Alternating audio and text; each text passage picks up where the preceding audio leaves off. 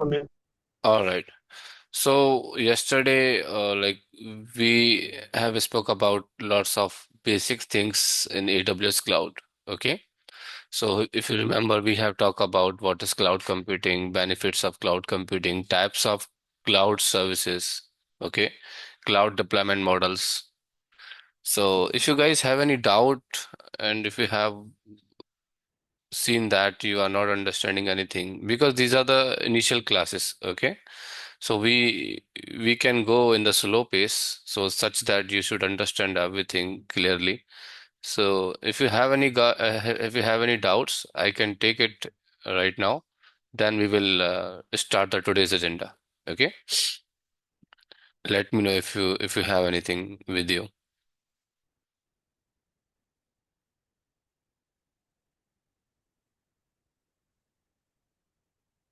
Okay. So I think your silence is that you don't have anything right now. That's fine for me. It happens for the initial classes. All right. So now in today's agenda, what we are going to learn is very first thing is that we will see some technical uh, technical aspects of this training today. Okay, where we will learn about AWS global infrastructures. Okay, how AWS has implemented their infrastructure such that we can use their services globally. Okay, we will understand this thing. Another thing we will learn about Amazon console, where we will be creating the resources, services. Okay, I will talk about that one when it comes.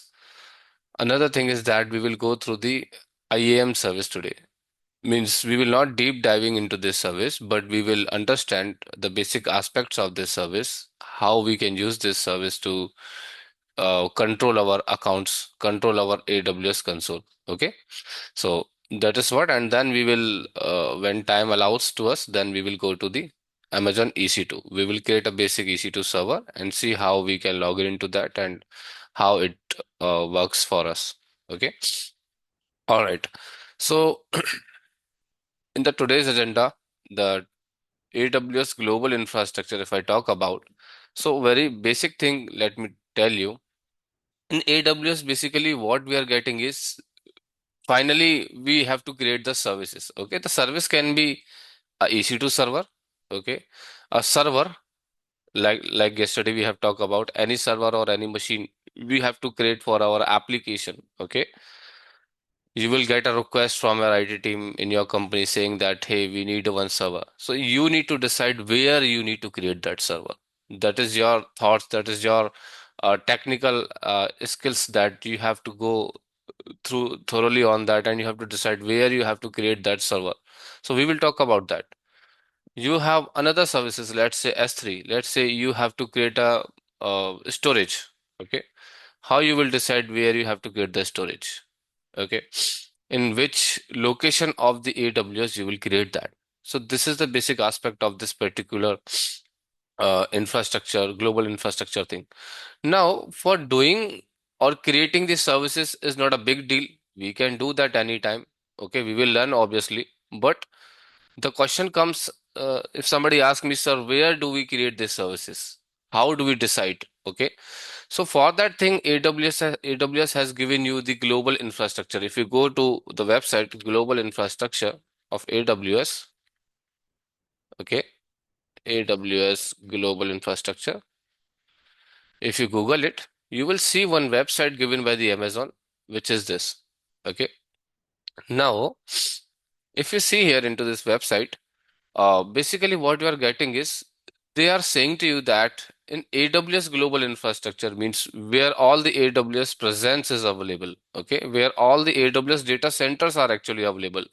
And yesterday I have talked about what is the data center. Data center is nothing but the combination of the machines where you are launching your services and resources, okay, where you are creating your servers, VMs. Okay, that's what we talk about.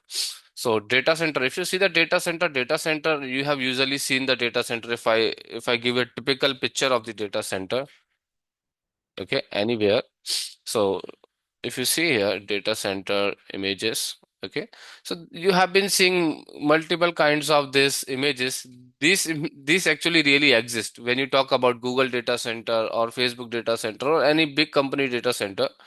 Because AWS, or we talk about the Amazon, they are the big corporate. Okay, they provide services to large scale in all over the globe. Okay, so that is why the data center understanding of the data center terminology comes uh,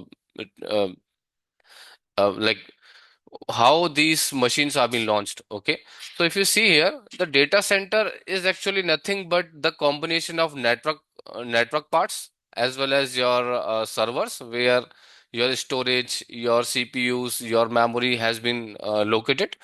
And if you see here, if you see your laptop, it when you are running your laptop continuously for a hour, it exhibits the lots of heat. Okay, so but as a normal room temperature, it is fine for us. But when it comes to large scale of machines, you require the cooling system as well. That's why if you see here, these the lands where this data center has been built up. First of all, that we have to take care of the cooling system. Means at least 15 degree of temperature has to be maintained. So similarly, when you talk about AWS data centers, because obviously you will create the machines, right? And if you create the machines, AWS has created their own data centers. That's where your machines will be created. Okay. So that's why it's become necessary to understand how AWS has categorized their global infrastructure, how AWS has categorized their uh, data centers. Okay. So now we are coming back to this website again. Okay. And over to this website, if you see here, they are saying that we have 36 regional launch regions. So if I talk about, very first thing will come into your mind, that sir, what is actually the reason? Okay. So if I talk about a region, or let's say region is nothing but the geographical part of a country. Okay. Some people understand that region is a country. No, region is not a country. Let's say this is your area. Okay. Any area in any country. Okay. Called as a region in AWS global infrastructure. So let's say I'm in India. Okay. Now in India, if I choose any region, okay, let's say I'm choosing this particular region. Now India, we have lots of states and lots of cities. Okay. So if any region, any particular area, that is called as a region. So let's say in India, I'm talking about, um, let's say my city Agra, okay, where I'm residing right now. So Agra is particularly a area. There's a definition of this particular area, how you will identify this area. So this area has been designated by a city called as Agra. Let me talk about tomorrow, if some another city, let's say if you talk about Hyderabad. Okay, so Hyderabad again is a area here. Okay, so in the similar way, how AWS has categorized this, AWS says that, hey, if you want to create your machine, very first thing is that you have to identify the area where you want to create your machine. And if we have any data center there, we will allow you to create that. Okay, so this is how AWS says. Now if I talk about, if you ask me a question, sir, then can you tell me in India where all we can create the machines? Yeah, I can tell you. We will see that into the global infrastructure website, how AWS is talking about that. But before that, if you have any questions about the area, region, so region is not, some people I have seen, they are referencing the region as a country. Okay, region can be anywhere. It can be in a country, it can be in a state, it can be in a city. So we cannot say that country is equal to a region in AWS. Okay, you don't reference it. Region is just an area where multiple data centers or a single data center can be located. Okay, so I'm writing here region. It is the area in AWS. It is the area where AWS has created multiple or single data center. It can be multiple data center or it can be single data center. But what AWS suggests that, or what AWS has recommended that, at least in a particular area, at least in a particular region, we have at least two data centers. Okay. So data center. So I'm writing here AWS has, please mute yourself. AWS has at least two data centers in a particular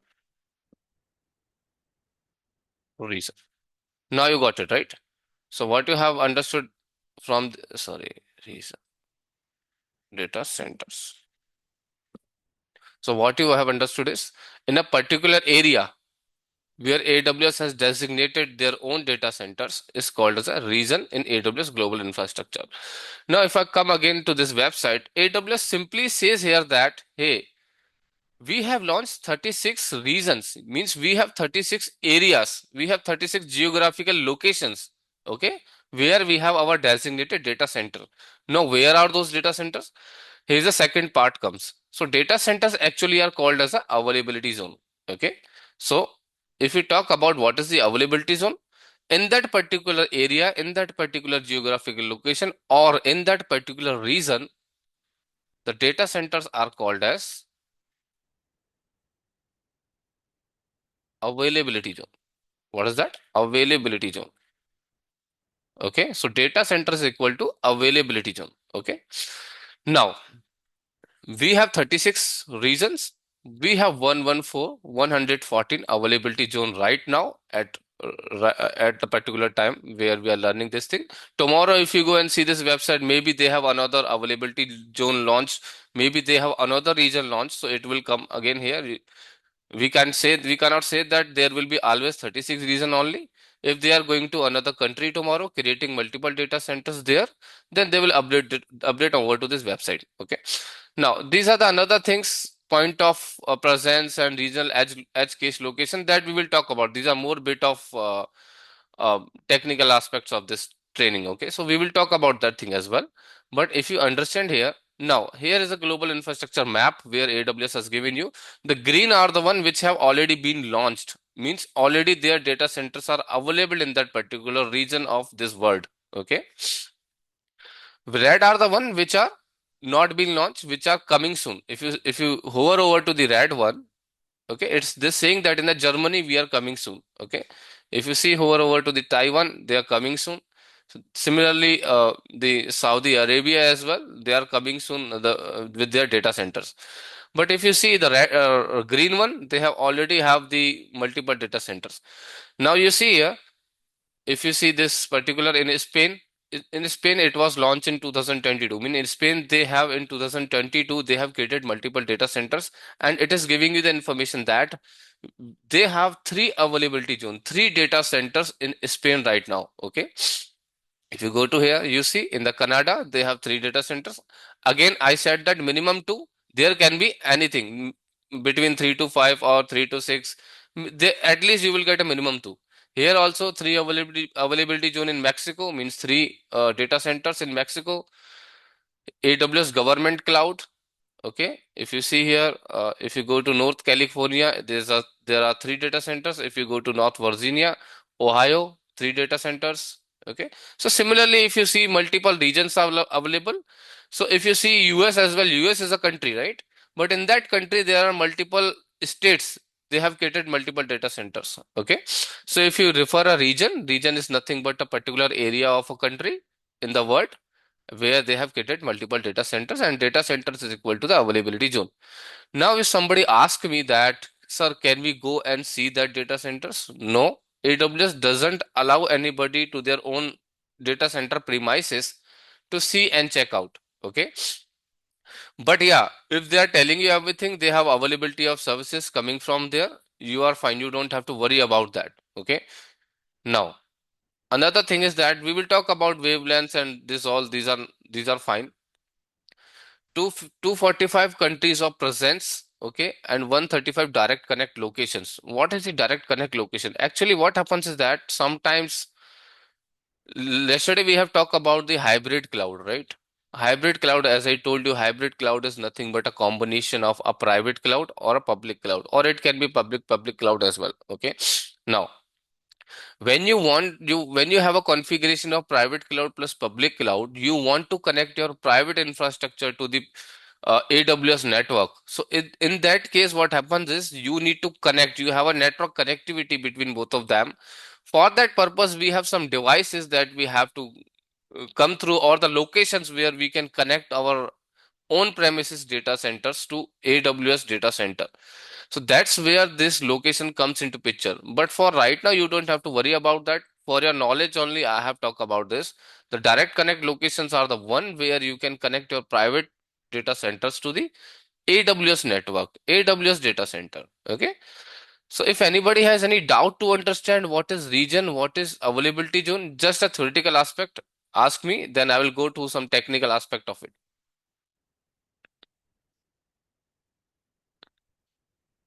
Any doubts to anybody? No? Okay, that's fine. So now, how these regions are being called? Okay, see, I can say right now 36 region, but if you ask me a question, sir, can you tell me what are the names of this region? What are the names of this region?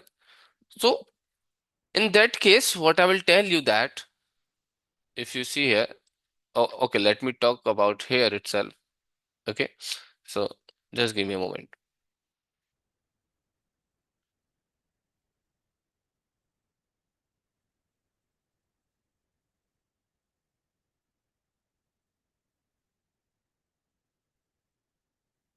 So this is the reason.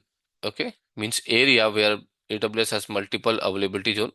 Now this region don't have the name here. Okay, it doesn't have any name. So if you see here, if I want to give it a name here, so how I will, or how the AWS has given the name. So if I talk about this one, so just a moment.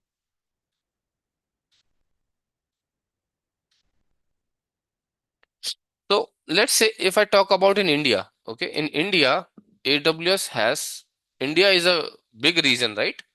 It's a big area. So in India, AWS has defined two regions, okay? One is in Hyderabad, another one is Mumbai. Means if you want to create your server in India in AWS environment, in AWS accounts, so in AWS, if you have decided to create your server, so you have to choose two regions. You have to go through either one of the region, or you can create in both the regions. So one region is Hyderabad, another region is Mumbai. So if I talk about Mumbai, okay, so how they have named this is the logical name. This is not something like you will get any particular name, Mumbai data center, something like that. No, what they're saying that because Mumbai is in the south, so what they have talked about is the Mumbai region will be called as AP South 1. AP South 1. So one designate that in Mumbai you have one region, okay, and South means Mumbai appears in the south, okay, and because our country in Asia, so AP means Asia Pacific, okay. If you see about this name, so it's Asia Pacific South 1. Now one logically represent that in Mumbai they have only one area, means they have only one area where they have created multiple data centers. Now how many data centers? We have to check out here. If you go here, if you see here in Mumbai, where is that Mumbai? Where it will come? Let me see. So if you see here, or what I have done is I have created one list for you such that you don't have to worry about again and again going to this um, particular website. If you go to here and check out,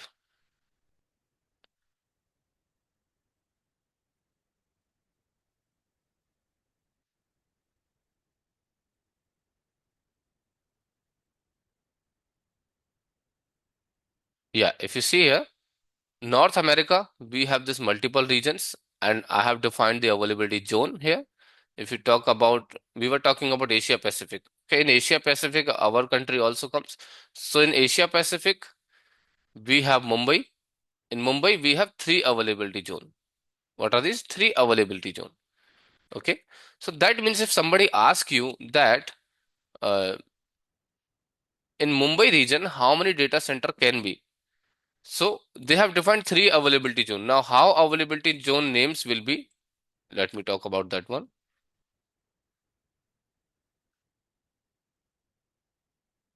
Okay. So this is how I can define data centers. Okay. So this is a data center, typical data center. So if you talk about in Mumbai, okay, in a region in Mumbai, let's forget about the Hyderabad right now because it will create a confusion for you.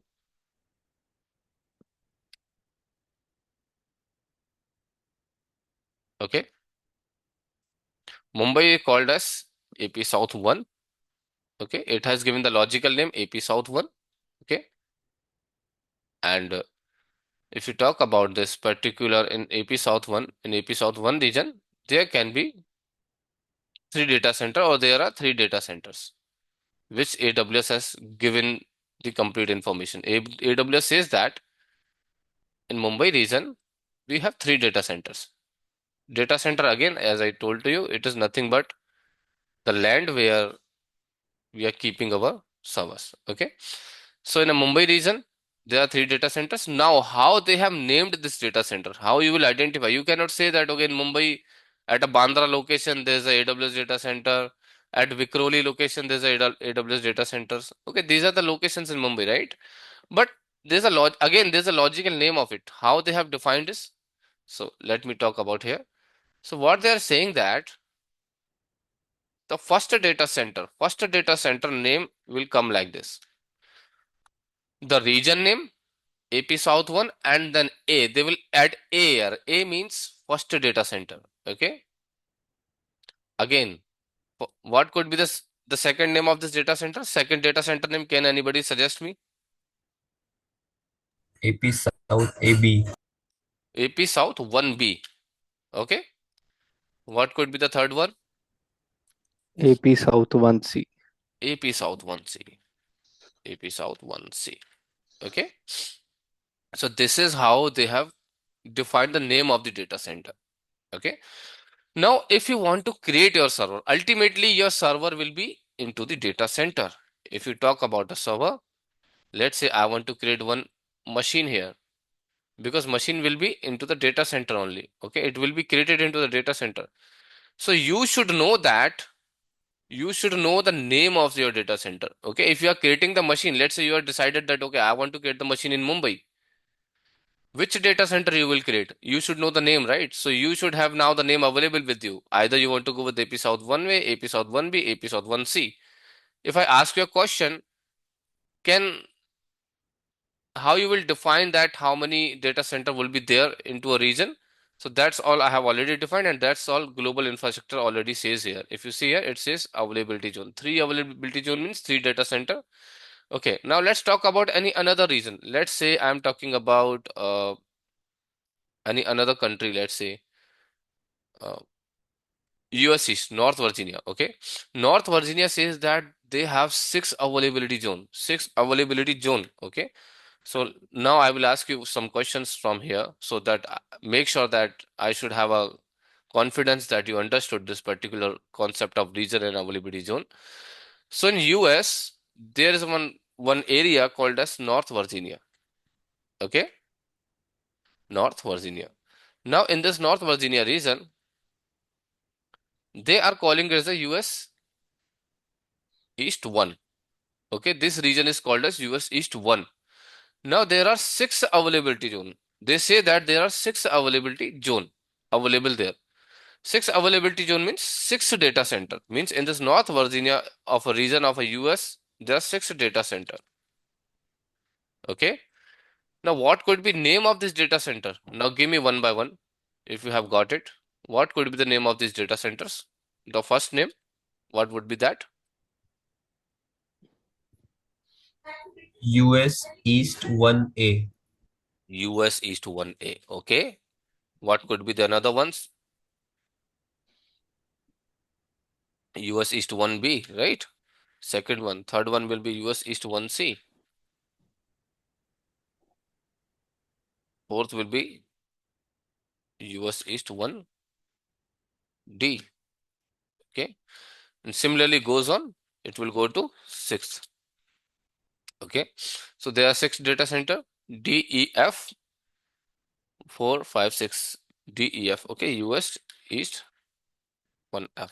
Now let's say tomorrow again they are launching one more data center in North Virginia region. So what could be the name of it? US East 1E. You don't have to worry about it. You just uh, append your the alphabet from here. Okay. So this is how the naming conventions has been given for the data centers. So now I think you have an idea that what is the region, what is the availability zone. Okay. Let's come to another part of it.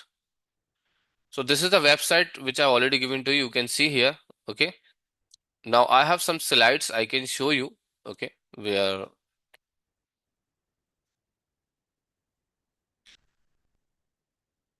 so I have written something here. Region. Okay. London is also a region where multiple data centers are available. Okay. In the London region, you have multiple data centers, multiple. Now, one question comes here that how you will decide in which region you want to create the server. Can anybody just give me the inputs onto that?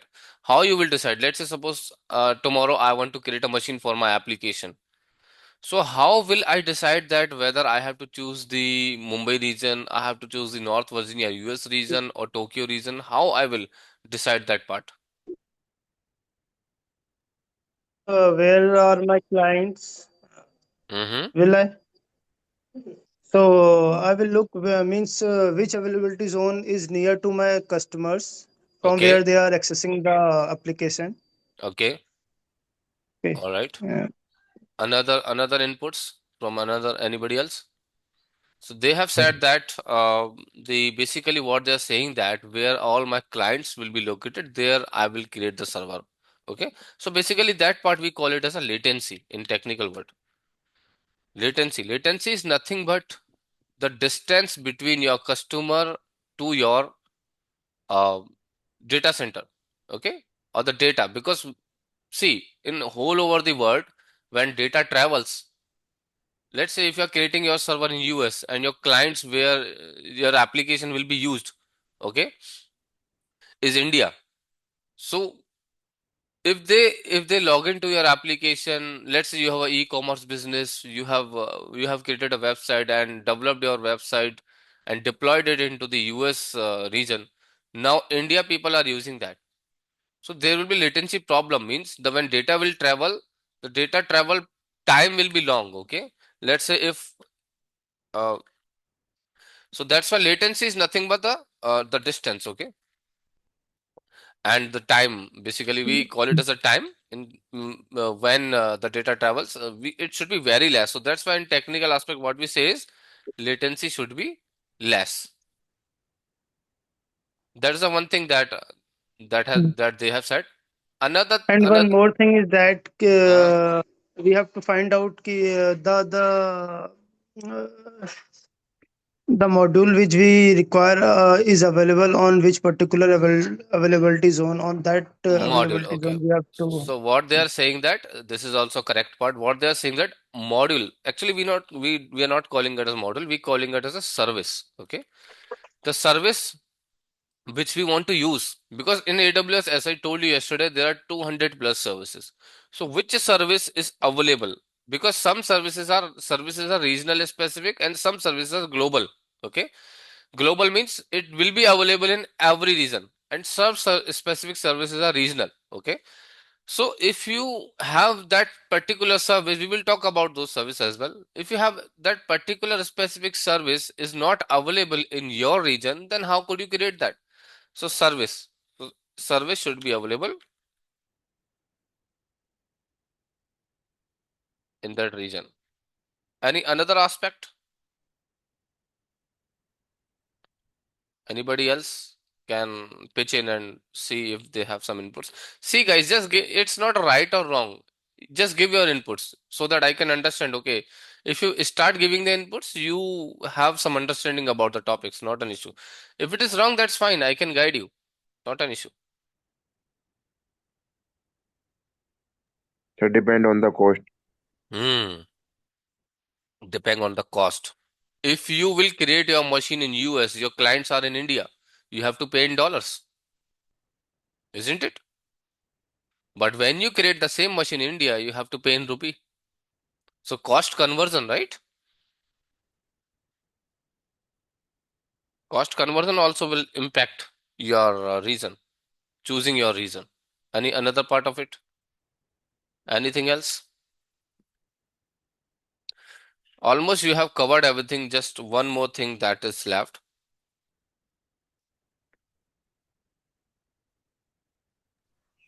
Area where traffic is more, data center should be there. Area where more data center should be there. This is also correct point. Mhm. Area where more data center should be there. Although AWS has given at least 2 data center in every area, so we not need to worry about that. But yeah, this is still fine for your higher availability. If your client needs that, okay, my data should be highly available, then in that case, this point could be valid. Okay. The data center should be, more data center should be available.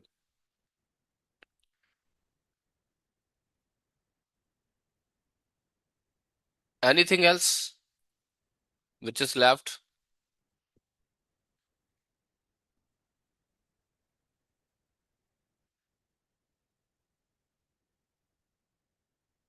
Okay, no issues, I can tell you. Another part is data regulation, data compliance and regulation. If you see how you store your data, how you use it, every country has different agreements for that, different compliance and different regulations, right? So if you are creating your server in US and the data would be used by India, so there would be different data regulation and compliance implicated over to that the data which you are keeping in your data center. Okay. So these are some of the points where we need to talk about, we need to think about before creating our server. So creating server is not a big deal, but you should have this understanding thoroughly. Okay. So if you see here,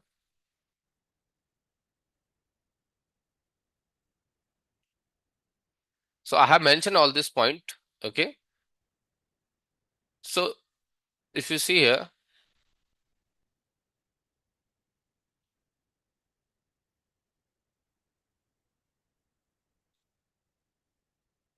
where I have mentioned these points,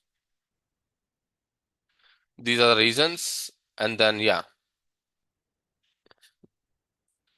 there should be the reduced latency extension of AWS regions. Okay. And then if you see here, uh, edge locations should be there, services should be there. Okay. How to choose AWS region? If you see here, the cost, as you said, cost will be matter because if you are creating in some another country, you have to pay the cost conversion as well. Okay. Proximity to the user, if you see here, so it should be your service should be available to the end customer in a very shorter distance. Okay. So latency, we basically talk about this word as a latency. Latency should be very less. Okay. Compliance and data security. Okay. This should be also taken care. If you are creating servers in Europe, the GDRP regulation applies. Okay. Service availability, redundancy and disaster recovery. The one person said that more data centers should be available. This term, fifth term is about that only. Network performance and bandwidth. Okay. So these are some of the common reasons where we should talk about this one before creating our servers. Okay. Now let me go to the another part of this training. So we have talked about global infrastructure. We have talked about how we will give the names to the data centers. Okay. And we also have talked about how we decide that which particular region we will be creating our server. Okay. And along with that, you have got the information that what is region and what is the availability zone. Okay. Now let's move ahead and see another part of this training. Okay. So now what we will do is we will go to the Amazon management console. create our account, okay, and we will see how we can access the services, okay. So what you can do is, there is a website called as, whenever you are placing any order to the Amazon, which website do you usually use? Do you know that? Amazon.com. Amazon.com. Okay. So Amazon.com is a parent company. Amazon.com is a company where they have doing their business. So what they have done is, what they're saying that in our parent company, we have associated one some company called as AWS, because AWS is a subsidiary of Amazon.com. So what they have done that, they have included this website aws.amazon.com, aws.amazon.com. That's why if you use any service of AWS, its endpoint or its DNS name or its, you can say, its website name will be aws.amazon.com. Okay. So if we are accessing the console, if we are accessing the console of AWS, then what we will write, https://console.aws.amazon.com. Okay. So this website you will use. Now you don't need to remember about it. I was just telling you the logical aspect of this particular website. Even if you write here AWS Management Console over to the cloud, over to the Google, you will get this website, manage AWS resources. You will go there and see, uh, you will get this page. Okay. Now there are two things. You will need, does anybody know how to create the account? They have already accounts, or anybody doesn't have any account? Anybody who has the AWS console account? Yeah, I have account, but right now I am just facing some error from actually not error. It's a Mm-hmm. problem. The security multi-factor authentication is required because I am I have just sign in as a root user account. For that Mm-hmm. reason, they are asking for passkey or security key, and right now I can't do that thing. No issues. Okay. So what we are going to do is, we are going to create the new account. Okay.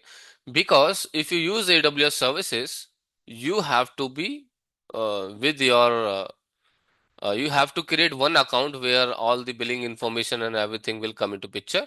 That's why there's a need of creating the AWS account. Okay.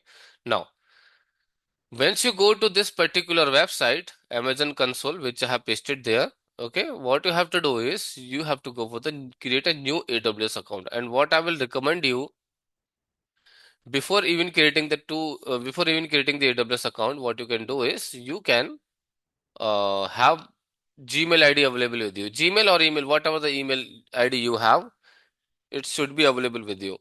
Now, for me, I have to look up whether I have any email ID available with me, or what I can do is, I can create Gmail. Uh, what I can do is, let me go ahead and create a new Gmail account with me. So,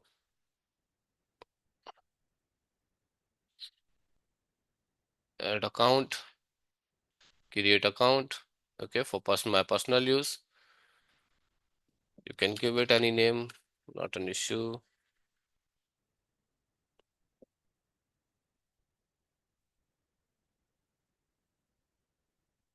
You can give it anything, not an issue. But let's give the, all right. And what could be your username? You can choose it from here. Like, I'm not guiding you how to create the Gmail, but it's necessary for me because I don't have any. You can let us a number, username. It's already taken, so I can take like this, Kapil.Kumar31. It's already taken.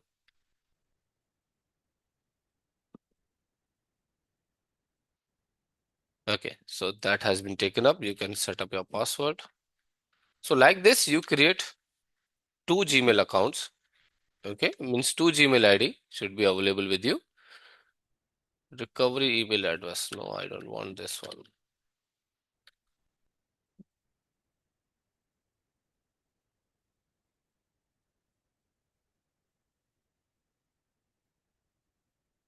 All right, so this is my Gmail ID, which I will be using for signing up my account.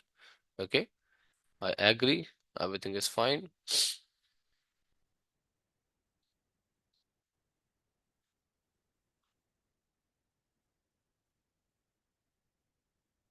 All right, I don't have this is an empty box right now. So now what I will do is I will go to my console. I will paste this email ID here, and then I can give it any name to this particular account. Okay, whatever the name you want to choose for your account, you can choose that. Verify email address. Once you verify the email address, you will get your email address here, verification code here.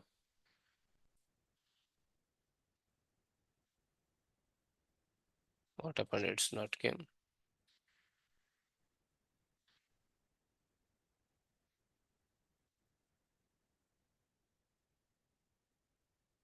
Let's hit it one more time.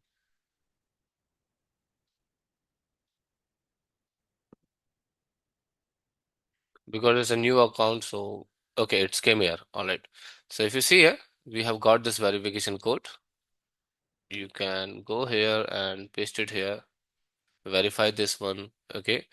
Now they are saying that you set up your root user password. Now, what is the root user? I will talk about that. Okay, don't worry. Just set up any password, whatever you want, and remember that password. Okay. Confirm to the next step. Once you have given the password here, then you can go to the next step.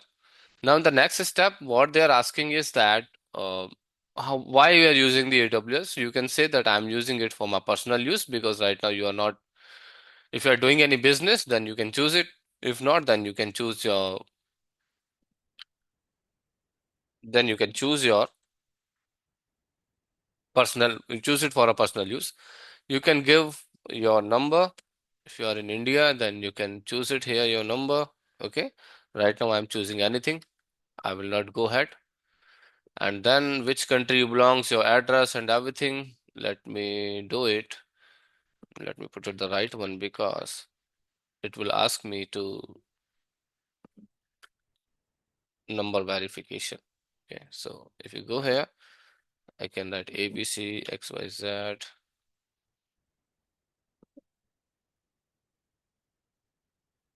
Okay, okay, go ahead. No thanks, I don't want to save it for now. Billing information. Now here the things comes. Okay, so what you have to do is after that you have to go and create your account. There's a two-step left only. Okay, so one thing is that you have to give the credit card information or any debit card information. Okay, now this debit card will you will get 1 or 2 rupees debited from your credit card or debit card. Okay, the 2 rupees will be deducted and same will be credited after a few hours. Okay, they will check the information of like is it legitimate, it is a real credit card or debit card. For authentication purpose only they will check it, but you will not get any charges. Okay, because for a basic account or for a personal use account, if you use this, they will share you the bill whenever the bill comes. Whenever you use the services or AWS, the bill will come, but they will not be automatically deducted. Okay, so what I will recommend is you just share this information here. After giving this information, a few rupees, 1 or 2 rupees will be deducted. After that, it will ask you that for any ID, any passport, any PAN card or Aadhaar card for your authentication ID authentication purpose. Once you have done that, your account will be ready. Okay, and post 24 hours. At least it will take 24 hours to fully full creation of your account. So two step only left. Now this I cannot do because I already have accounts available with me. That's why only two steps are left. So this information, if you see, you will able to complete it. Okay. Anybody has any doubt in that?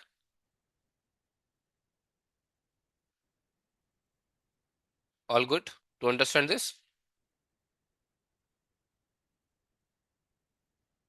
All right. So if you have understood this one, then what I'm doing is I'm coming back to my AWS console, console.aws.amazon.com. What I will do is, once you have created your account, you can log in into this, log in into your account. So go to sign in, okay? And then now,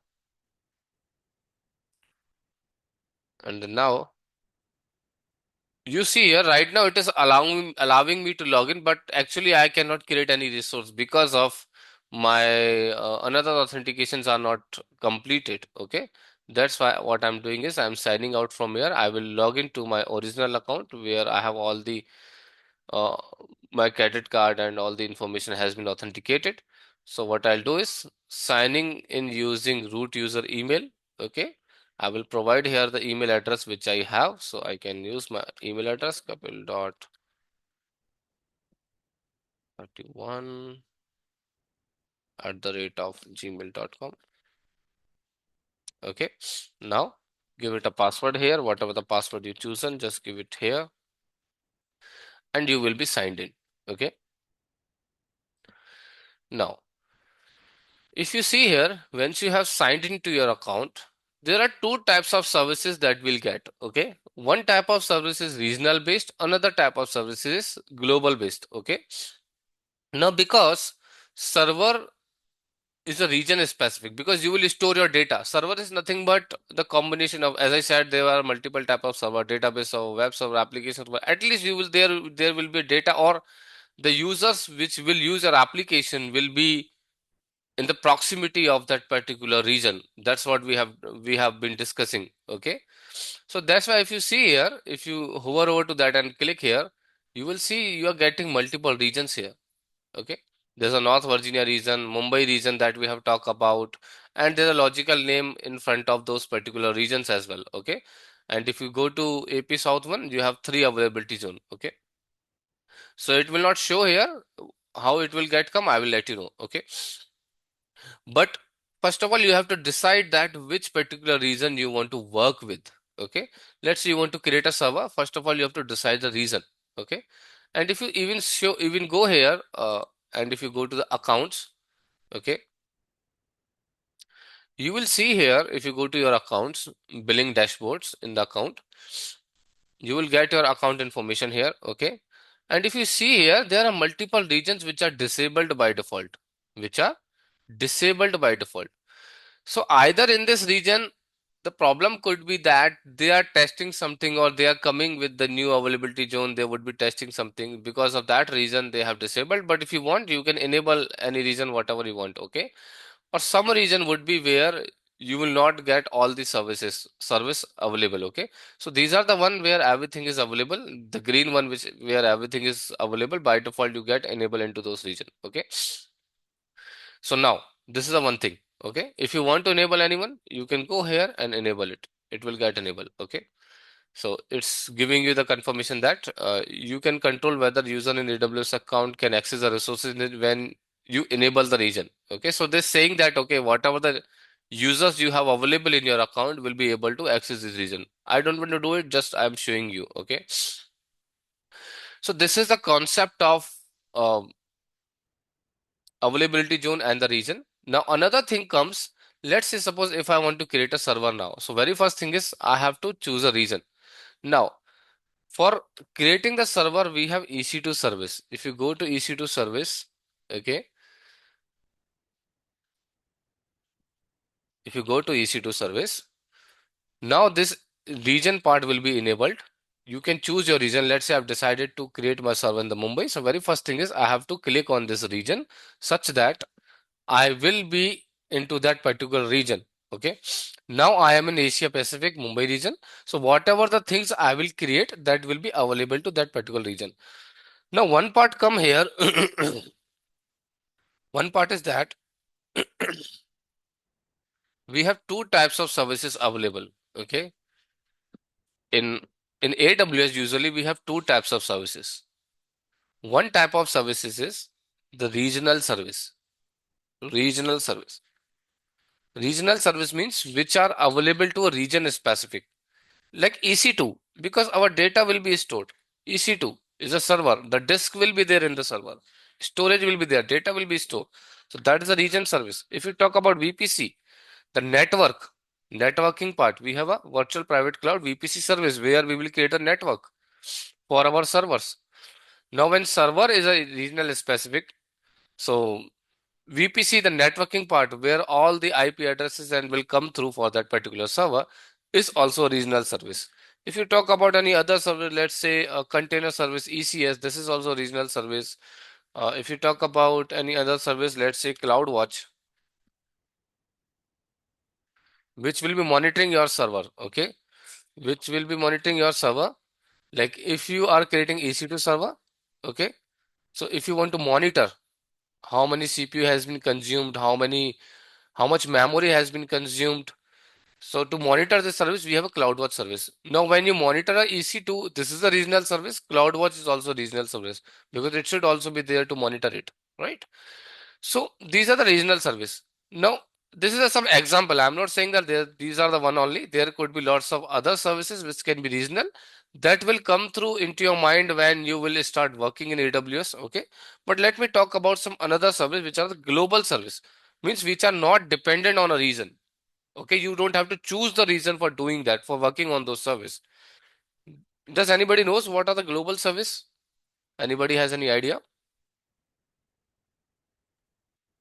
So global services are those services which are available on all the regions and availability zones, All the regions and availability zone. But what are those services? Do you have any idea? like EC2, BPC. EC2 VPC is a regional service, not a global service. Because you have to choose a region where you want to create your server, right? You have to decide where you want to deploy your network. So VPC is also a region. That's I already defined here on the left hand side. You are able to see my screen, right? Yes, yes. But what are the global service? Anybody has any idea? Any one service, if you can name it, the global service.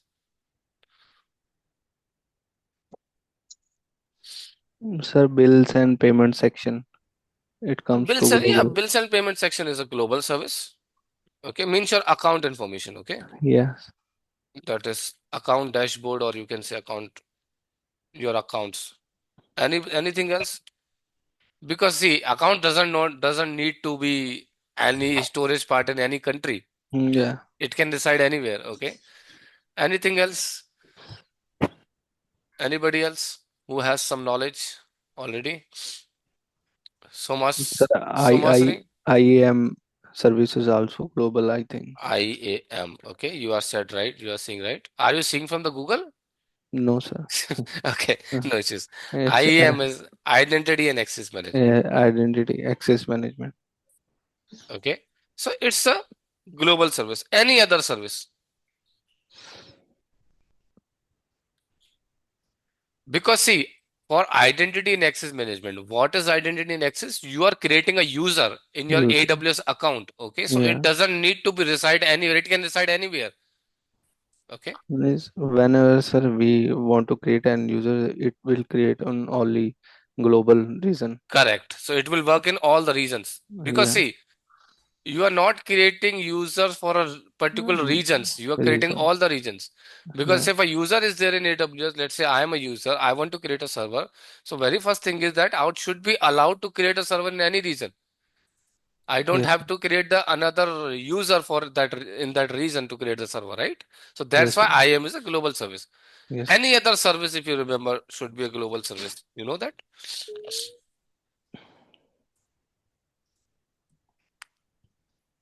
Another one, I don't know, sir.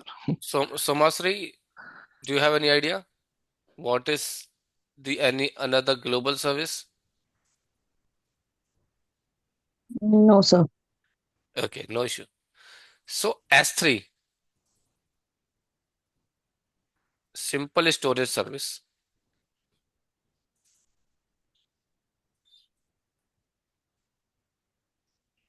This is also global service. Now, how would you identify? Let's say you have a question, sir. Can you tell me how I will identify which is global, which is regional?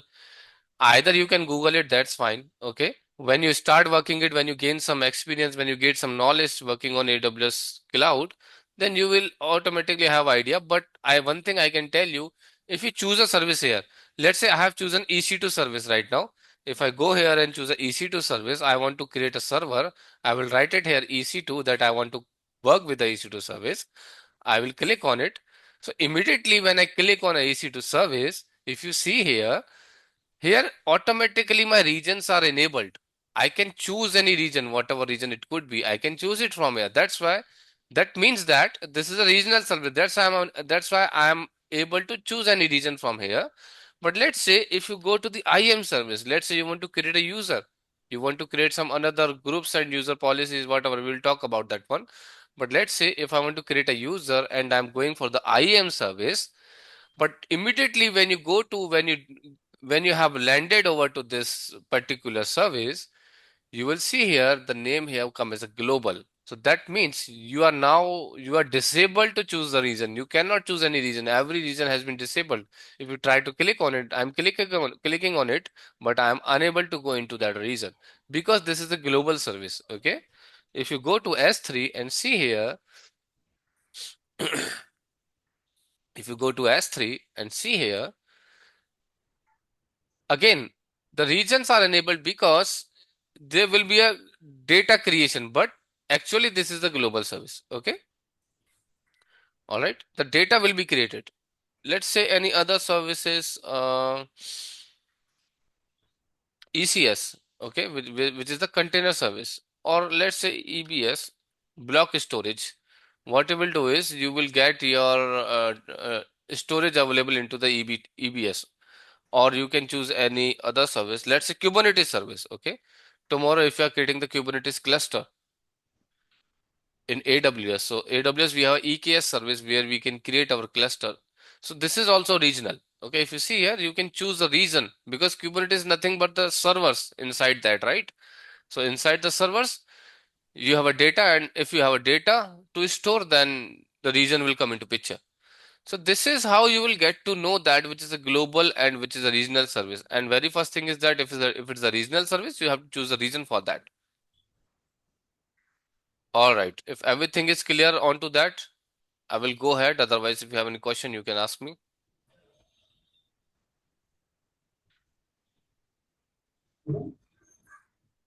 All clear? No doubts? All right. Okay. So now what we will do is, as we have got some information about AWS console, we have got the information about how do we create the account in AWS. Now, even before creating any resource, I will recommend you one thing is that you should have a knowledge about the free tiers limit, because you are using your account for a personal use. You are not using account for a business. Okay. If you create account for a business, you have to immediately pay. You don't get the free tier limits. So what AWS has given is that what they are saying that if you are a student or you are using your account for a personal use, what you can do is you can at least have some resources, you can at least have some services uh, such that you can use those services for learning purpose and you don't have to pay if you are coming into that particular limit. Okay. So AWS free tier limits, because I have signed up as a personal account. So even if you complete your credit card information, it will ask you that do you want to have a free tier account or do you want to have a developer account or a business enterprise account? So you have to choose there the free tier account. Okay. Remember this thing. Now in the free tier account, if you see here, what you will get? Free tier account, there are three types of limits in the free tier account. One thing is that few of the services are always free. So you will see few services which are always free in free tier account. Okay. You will see some services which are 12 months free. Means these are free, but for the 12 months, for a 1 year. After 1 year, you will get a charges on those services if you are using. Okay.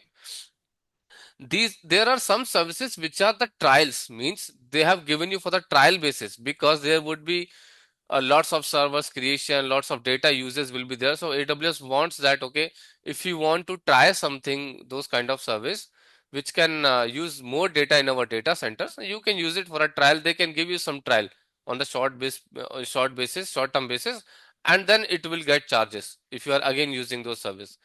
So these are the three types of limits available for AWS free tier. Now, if you see here, if we talk about EC2, where we will create our server, so they say that 750 hours. 750 hours of server you can use, and that is the type of server T2.micro or T3.micro. Now, what is T2.micro, T3.micro? We will discuss. You can right now take it as a name, okay? The name of a server, the quality, the you can say the property of a server or type of a server, okay? There are multiple types, because see, a server can be of 1 GB memory, a server can be of 3 GB of memory. So they have given some type, 3 GB of memory server, they have given another name, 1 GB of memory, they have given another name. How they have decided, we will go through that. For now, you can consider they have some name available to those servers, okay? So one of the type of the server is T2.micro, which is free available for you. You can create it as a free for the 12 months, you can use it, but you can use it for 750 hours. Now, how this has been counted, 750 hours? So let's say today, so let's say if you have created your server today, okay, just give me a moment. Let's say you are creating your server today, okay, and then you created this server. This is your EC2 instance, which is nothing but a server, EC2 server, okay. Now, if you leave it as it is in the running mode, if you leave it as it is in the running mode, okay, you have done your work. If you stop it, that's fine. But if you're not stopping your server, you leave it as it is because you forget and you are coming after a year, then you will get a charges. But even before a year, you can get a charges when 750 hours are exhausted. If for 750 hour it is continuously running, you have not stopped it or deleted it, you will get a bill. Okay, even before the first year. Because for 750 hours it is free within 12 months. You can use within 12 months. Before 12 months, within 12 months, if you are using continuously for 750 hours this machine, which is a type of T2.micro, then you will get a bill.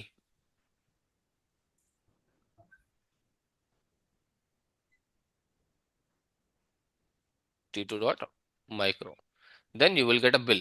Okay, and you have to pay for that. Even I will guide you. If you get the bill, how to waive off that bill, I will let you know. Don't worry about that. Even if you are getting bill of 400, 500 or some dollars, I will guide you how to waive off. That's why I'm recommending you at least create 2 Gmail accounts, so that if one account you got some bill, they will send you some email saying that, hey, you have the bill available in your account, kindly pay this. Okay, if you don't pay this, what at the end of the day what will happen is your account will be suspended. Okay, but nothing will happen. You can get another account, that's fine for you. Even I can guide you that how you can waive off your bill. If you got some bill, I can let you know. Okay, there's a trick I can let you know on that. So for 750 hours continuously running.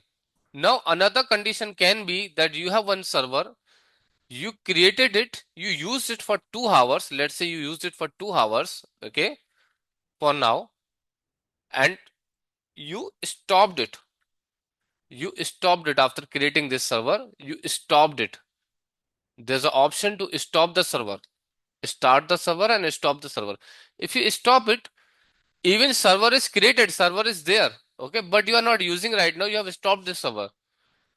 Then you will not get the bill. Then your hours will not be exhausted. Then what will happen? Only 2 hours will be exhausted at a particular point of time. Let's say after 1 week you are coming again doing some practice or doing working on your server.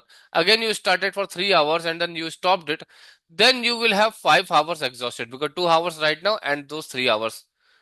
So like this, hours will be exhausted in a 12 months. Okay. If you are not using these hours in a 12 month, then also you will get a bill because this is the limit for 12 months only. After 12 months, your account will not be eligible for free tier account. It will be converted into your paid account. Okay. So if you have any doubts in that, how to decide which service, and one more thing, I have defined everything here. I have defined which service has a limit. If you talk about storage, Amazon S3 for 12 months will give you 5 GB of standard storage. Okay. These are pull requests, get request. I will talk about that. Don't worry, when we'll deep dive into the S3, then only you will understand this part. But for now, let's say if you are using EBS volume is nothing but EBS is a storage which will be connected to your server. Okay. Now, how much storage you will get? They say that 30 GB of storage free. Okay, for the 12 months. But if you create a server where disk is more than for 30 GB, let's say you created a server is free for 12 months for 750 hours. But the disk which you are using in that server is of 50 GB, then you will get a bill of your EBS volume. You will get a bill of your disk, not the server, but your disk will get the bill. Okay, so you have to pay for that. So this is how I have, for every service which is general purpose service which we'll be using, I have defined everything here as a free tier, what you will get in the free tier account. Free tier account doesn't mean that everything is free. They are free, but according to some conditions, according to some limits, according to some hours or the months they have decided. Okay. Any doubts here?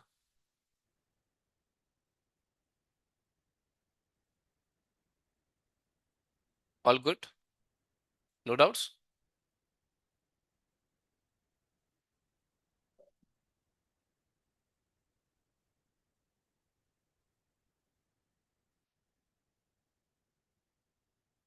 All right. So no issues. If you don't have any doubts, then we can move further. So what we have understood is, we have understood that what is the AWS global infrastructure. We have gone through AWS management console. Now we have another part of it called as AWS CLI. Okay. Now you can access your AWS account by two ways. Okay. One way is you can see geographically, you can see graphically what is the service, you can use it. Okay, this is how what we are doing. You can, when you hover over to this one, when you click on this, you will get all the services. Let's say you want to use compute service, you will see EC2 is there, Lambda is there, Lightsail is there, multiple other services are there. So if you want to use database, then you can see the multiple database services are available here. Okay, accordingly you can choose and work on it. So this is the graphical working of this particular Amazon AWS account. But let's say if you want to control this AWS services by the uh, command line interface, by the commands. Okay. Anybody here who has some knowledge of Linux commands? Anybody? I have.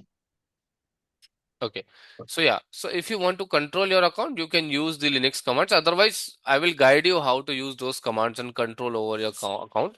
But before that, I have one question from you, that, let me remove this. I have one question.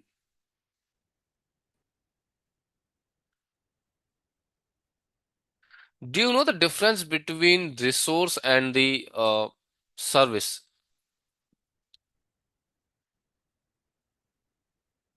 What is the resource? What is the service in AWS? Anybody has any idea? Just a small idea. Because sometimes we are saying any particular object as a service, sometimes we are saying to a particular object as a resource. The resource are physical uh, things which providing us services Okay. like bare metal machines. Mm-hmm. And these are all the fiber router Mm-hmm. servers are resources, and they providing us services by configuring them, using them. Okay. Yes. Anybody else? Any idea?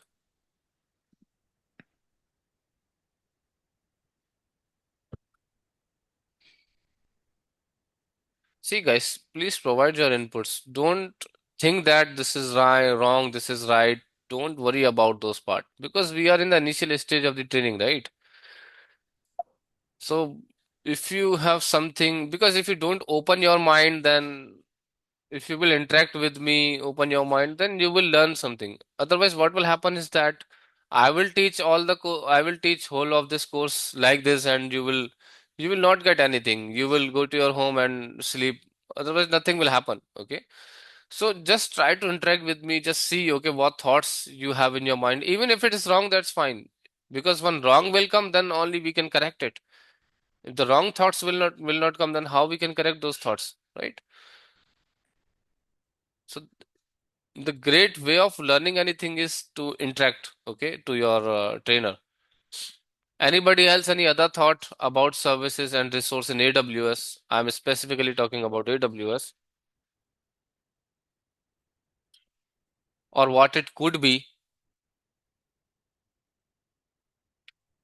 Hmm? So while they're creating all the instance, we need some PPCU, 10 GB, all those. These are all Mm-hmm. resources, I think. Okay. And service means AWS, everything provides as a service. Okay. So I can somewhere it is right, but somewhere it's still it is conflicting, but I can correct it. See, service is nothing but like AWS has a set of services. Like suppose if you want to create a server, you have EC2 service. Suppose you want to create a storage, you have EBS service. Okay. Suppose you want to create a storage, you have S3, EBS. Okay. You want to go for the Kubernetes cluster, you have EKS service, you have ECS service, you have Lambda service. So these are the service. Okay. What AWS says that I have a broad category of 200 plus service. You can choose which service you want to work with.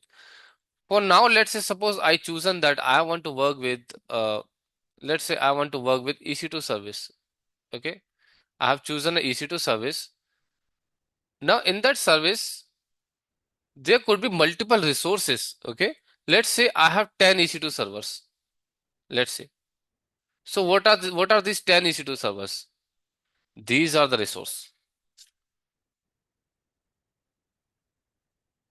Let's say there are 100 IPs associated to this particular servers. Then what are these 100 IPs? These are the resource. One particular entity here is a single resource. Okay. 10 servers, 10 resources. 100 servers, 100 resources. This is how we are categorizing what is a service, what is a resource. Okay. In a particular service, whatever the entities or whatever the objects you are creating is called as a resource there. All right. Now everybody is clear about this. All right. Yes, sir. So if I choose an EC2 service, then I can have multiple resources into that. It cannot be, I cannot say that, okay, only EC2 server will be a resource in EC2 because EC2 server can have the volumes as well, right? It can have the IPs, it can have the storage, it can have the load balancers, it can have the networking NIC cards available. So those all things we will categorize as a resource. Okay, so some if I'm referring sometime resource, that means in a particular service I'm talking about a particular object. If I'm referring service, that means it's a subcategory into the AWS where I can choose a particular service to work on with. Okay, now let me go ahead. Now we have talked about this thing. Now I was talking about AWS CLI management. Okay, and basic IAM understanding with you. Okay, so see here, even before deep diving uh,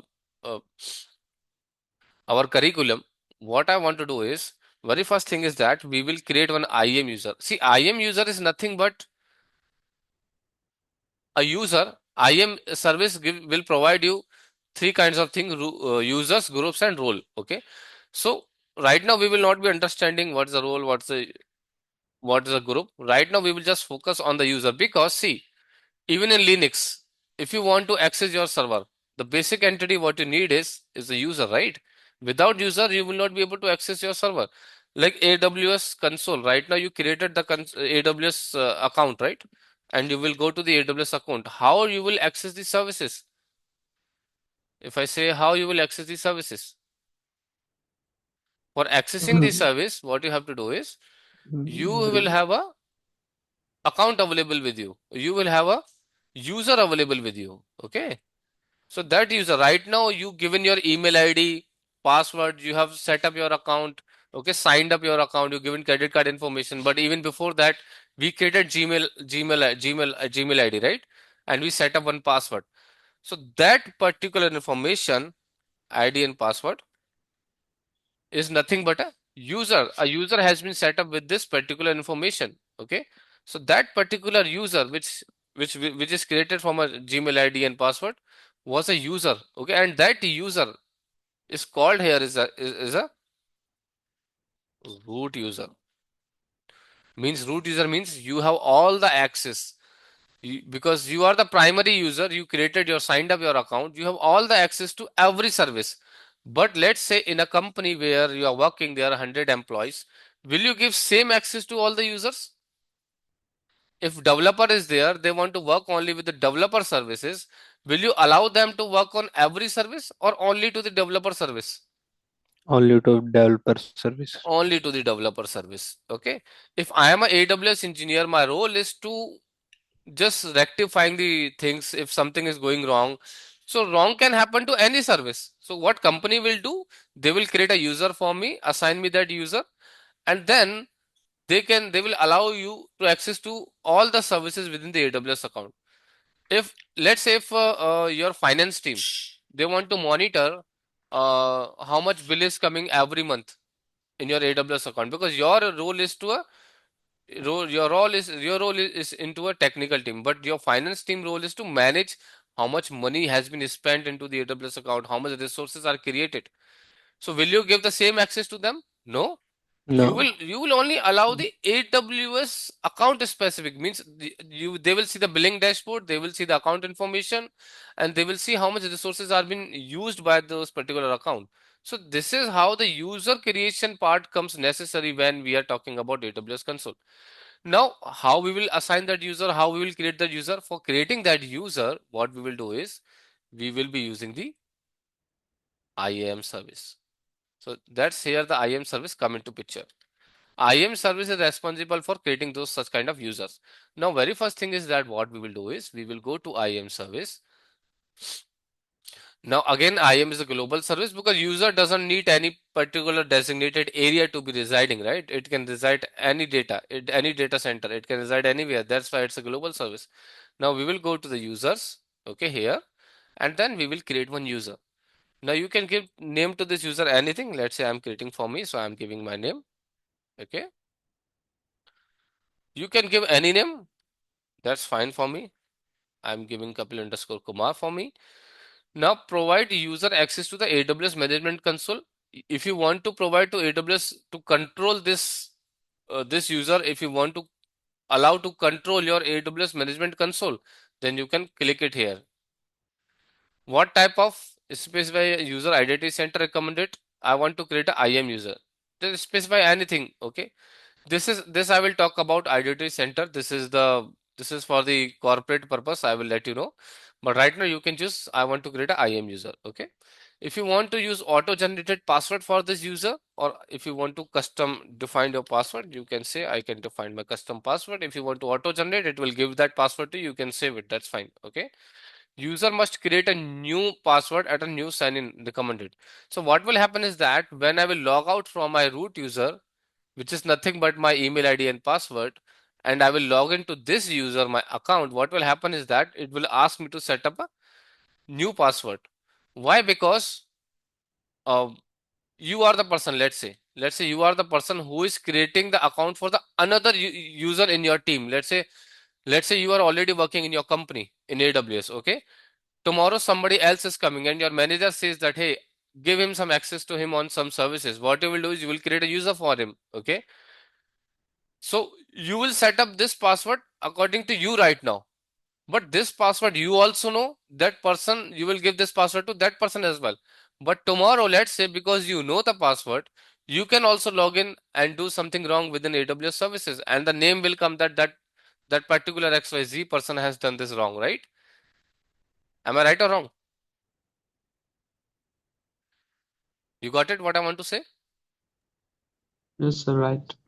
So in that case, what you will do is you will click here. So user must create a new password, because when he will log in first time, it will ask you to change the password. When he will change the password, that password you do not know. Okay. So this is the reason for this option. But right now I'm not choosing this option. That's fine. Next, what it says that, okay, do you want to add this user into the group? That is later part we will discuss. Set permission boundaries. This is also later part. We will discuss about that. Not an issue. For now, just these things. If you want to do any tagging means if you want to tag this particular resource, particular user to a name, okay? We will talk about the tagging later on, not an issue. Tagging will be useful for lots of purpose, okay? Now it says that, okay, hey, you you got this particular user, you have this password. If you want to download the CSV file, if you don't want to show it here, don't worry, you download the CSV file, you will have that user information available here. Anytime if you want to refer username and password, if you forget, you can refer this file, it will have this information available with you. Now it says that if you want to log in, then log in using this one. Okay. So what you have to do is you can log out from here, log into this account from here, from this particular user, and then you can work on it. So how we will do that? Let me go and log out from here. So very first thing is that what I'll do, I will just copy this particular information with me such that it is available. I know the username and password, but just I will copy this one.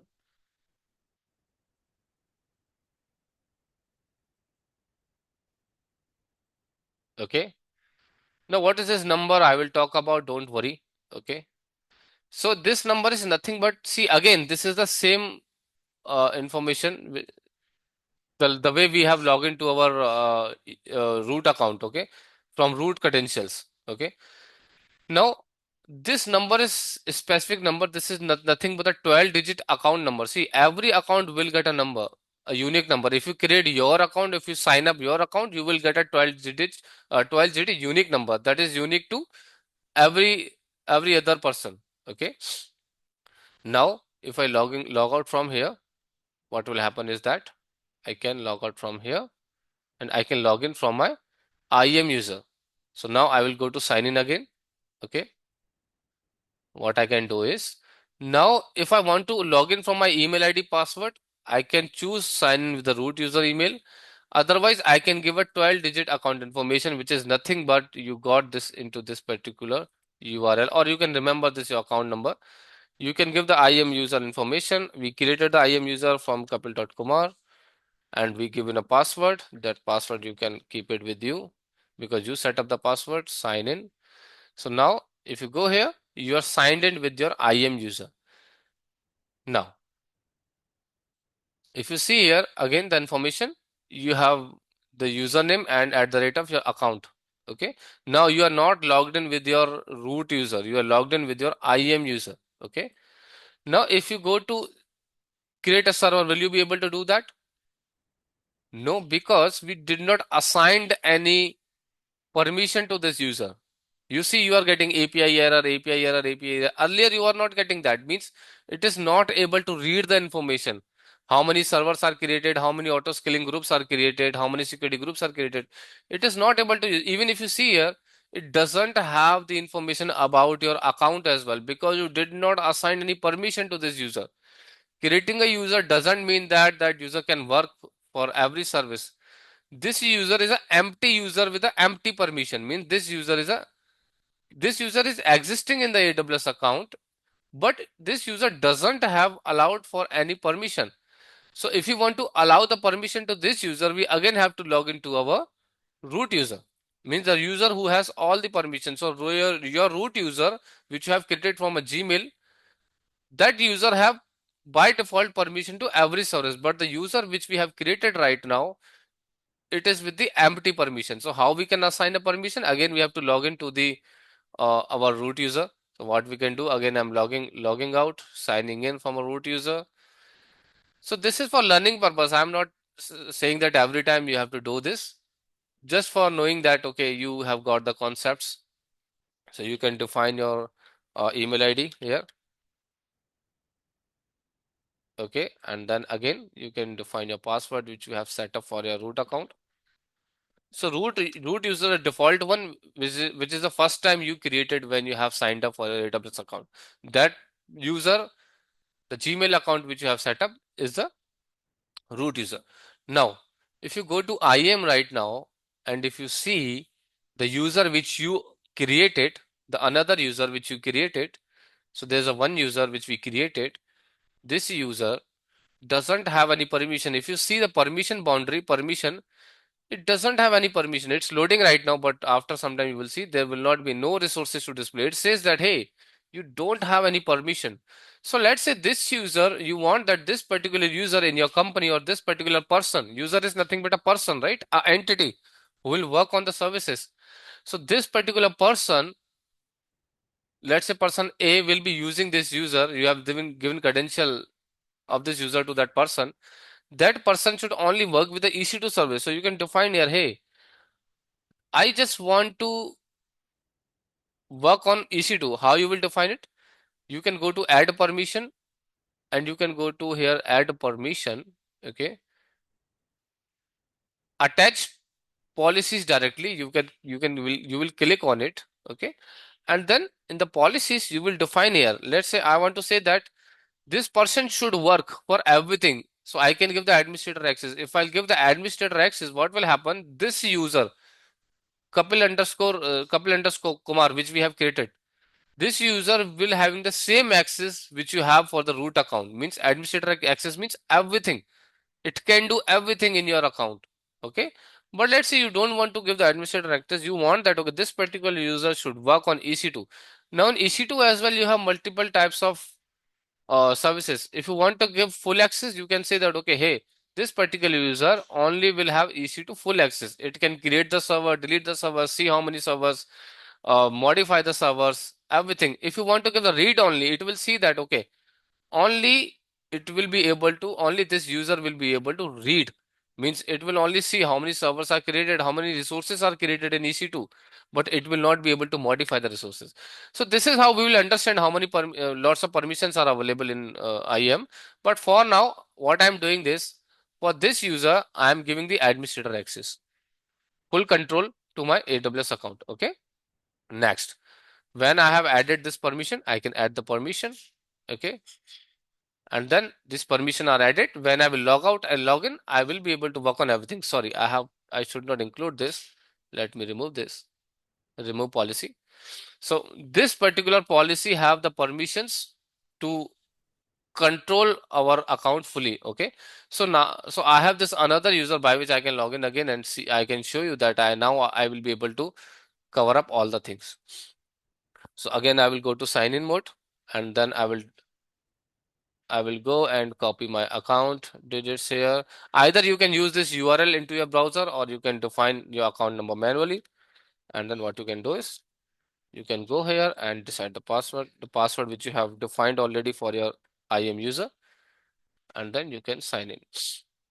Now, if you are signing in, if you see here, now if I go to EC2 service, okay, or any service, I will be able to read everything. I will be able to create it. If I want to create a server, how do we create a server? I will talk about that. But for now, just understand. Right now, I'm not getting any API error. If you see, right now it's showing everything. It says there's zero elastic IP. Earlier, I was getting API error. It says about, okay, your free tier limit. Okay. So everything I will be able to see. Okay. So this is how we create a user. Now this is the one way of accessing this particular user, one way of accessing this particular account from a user. Another way of accessing the AWS account will be from a CLI. Now I will give you the information how do we set up the CLI mode of it. Okay. But if you have any doubts before that, you can ask me. Any doubts for AWS IAM, basic things that we have talked about? All good for now? No, sir. All good? All right. So now we will talk about, see, if I'm going the fast way, just stop me. If I'm in the slow way, just guide me. I will go some fast. I will choose fast pace. If you have some problem, just let me know because these are the initial days of our training, so you should know everything. Because I'm spending more time on this basic part because you should have a clear understanding how we are doing what we are doing. Or the later point, by the next week, we will increase our pace because you at that time you will have all the basic things with you. Okay. Now, I was talking about the one way or one way was to the one way how we can access our AWS services was to uh, access the account from a graphical way. Means you can use this particular website or particular console information console.aws.com and then you can log in either from a root user or the IAM user if you have created. Okay, that's the one way. Another way is the same AWS account you can control by the CLI. Okay, how you can control by the CLI? For that, what you have to do is you have to install one package in your uh, Windows machine. Okay, so what I can do is I can go here and say that, okay, install AWS CLI on Windows. Okay, install AWS CLI on Windows. Just click on the first link, whatever comes with, not an issue. Now you can go here, AWS CLI install and update instruction. That's fine. You can choose here which operating system I have Windows on my system, on my laptop. So I will go for Windows. Okay. It says that either you can use the CLI command to install your AWS package. Either what you can do is you can click on this such that you will have a download available. So it is blocked. I can download unverified file. That's fine. So this is being downloaded. Okay, I will go here and open this file. This is nothing but the MSI file, which you will just install it like any other package which you install on the Windows, like you do for any other package, right? The same way, just it will give a MSI file and you can do the next click and install it. It is computing the space requirement. That's fine. Let's wait for some time. Let me see if I've already installed it or not. I think I would have it. So how you will check it? You will open the CMD in your system and you will use AWS command. If this AWS command is responding, that means, yeah, for me it is responding. That means I have already installed this package. Okay, the same package. For you, this is, if this is not installed, you can go next click and install it. That's fine. If you go next, at the later point of time, I will cancel it because I already have the installation of it. So you can choose, okay, just do the next, that's fine. Now, if I do the install, it will get installed and I will be done. Okay. And then you can go open your CMD. You can use AWS command. It will be used there. For me, I have already installed. That's why I'm canceling it here. Okay. All right. So this is the way how you install the AWS package. Now, how you will control your AWS account for this command. For doing that, what you can do is, sorry, CLS. So I have opened my CMD. I'm able to use AWS account. Okay. And for logging and checking the AWS command information, what you have is, very first thing is that you have to enable your user to use the CLI. So how you can enable your user? What you can do is, now again, see, you have access to everything, but you cannot grant access to another user. So I'm again logging to my uh, root user. Okay. Because I want to grant some another access to my IAM user, so I will be logging from my parent user, my root user, okay, which have all the access, including the access to give the access to the another user.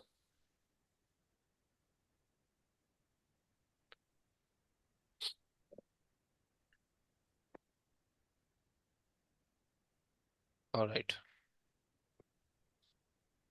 So I went here, and then what I can do is I can again go to the IAM service. I can choose the user, which user we worked on. Okay, so we worked on the user which was Kapil.Kumar. Okay, you see here. Now this user, basically, if you go to the security credentials, okay, if you go here, security credentials, you don't have any access key. For accessing the user from the CLI, what you need is, you need the access key. So go here, create access key. It is asking you, hey, why you need this access key? So I am saying that, hey, I want to control my AWS account from this user from a command line interface, okay? And then I understand, that's fine. I can go to next, and then you can, if you want to describe something for this particular, why you want to need a command line access, you can describe, otherwise it's totally fine, it's optional, you can create access. Now when you create access, you have two types of access key available with you, one is secret access key and access key. You can download the CSV file, you will have this information, because once you are gone, once you are done there, again this information will not come to you. Okay, so you need to again create the access key for this user. Otherwise, what you can do is you can download the CSV file so that you have available this information with you every time. Whenever you want to see, you have that information. Okay, so you see access key and secret key are available with me. So if you see here, if I'm writing, if I'm doing done here, then I cannot see this information again. I cannot see that. If I want to see the same information, access key, secret access key, this is not available for me now. So that's why I have downloaded CSV file, so that if I want this information, I could have available with me. Now, what we have done is we went to the same user, we went to the security credentials, and we created the access key for that user. This is the access key which we have created. Okay. How we will use that access key? What you can do this, you can again go to your AWS command line interface. Now you see here, if you want to do the configuration, AWS config ls. Just give me a moment. What is that command? I forget. Not an issue. We can take it from Google. AWS CLI. AWS CLI configuration command. Okay. You can do it by two way. Either you can do it by the commands, or either what you can do is either you can modify the files. I will let you know. So the command is AWS configure. Okay. AWS configure.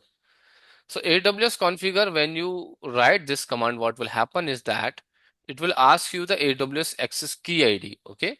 So what you can do, you have already available your access key. You can copy this ID. Just make sure that you are copying you don't copy the white space, because if you copy the white space, it will be wrong. Then make sure that you have copied the same thing which is available here. It doesn't include the white space. That's why I'm copying it like this. All right. So access key and secret access key. It was the access key. It was a secret access key. I pasted. Now it is asking me, hey, by default, which region you want to work with? So it is asking you, if you want to decide any default region, you can write it. So I'm saying that, okay, I mostly work with the AP South region because my server resides in AP South region. That's for what I'm saying, that I want to work with AP South region by default. Okay. What will be your output of the command? So output of the command will be table format, JSON format. Right now, whatever is default, I'm taking. So the JSON format is a default one. If I write any command, I will get the output in the JSON format. So I'm simply hitting enter, such that it will take a default output, which is nothing but a JSON format. Okay. Now, if you see here, I have configured my AWS credentials. If I use AWS configure ls command, what it does is it will let me know that, sorry, it is a list command, AWS configure list. What it will do is it will let me know that your profile has been set up or not. So you see the profile name is nothing. Right now I don't have the profile name to be set up. It's actually what noise. Guys, please mute yourself. Okay, no issues. Any doubts anybody has? All right, no issues. So you see here, what I have done is I have configured a profile. Okay. Now, when you write this command, when you fire this command, what will happen is that you will get a file which is nothing but the AWS config file, which is a hidden file. So how you can see that, if you write a dir command .aws directory, you can go to .aws directory. In that AWS directory, you have two file, config file and a credential file. Okay. So config file, it will be open in a notepad. This is not a Linux, so I thought it's a Linux. So you see here, this information has been saved into this file. In the another file, notepad credential.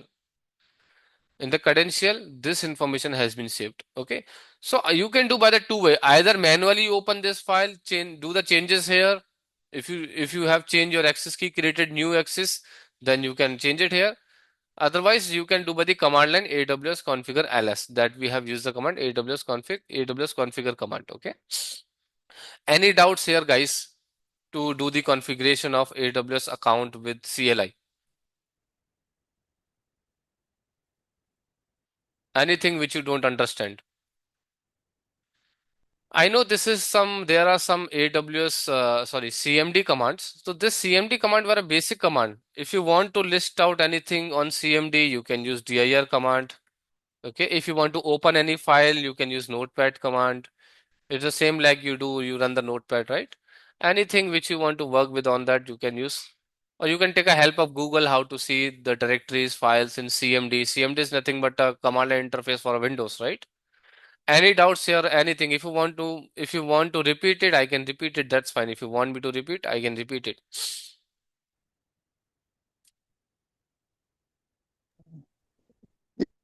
Sir, Huh? can you repeat? Means Okay, I actually I can. missed. No issues. I can repeat it.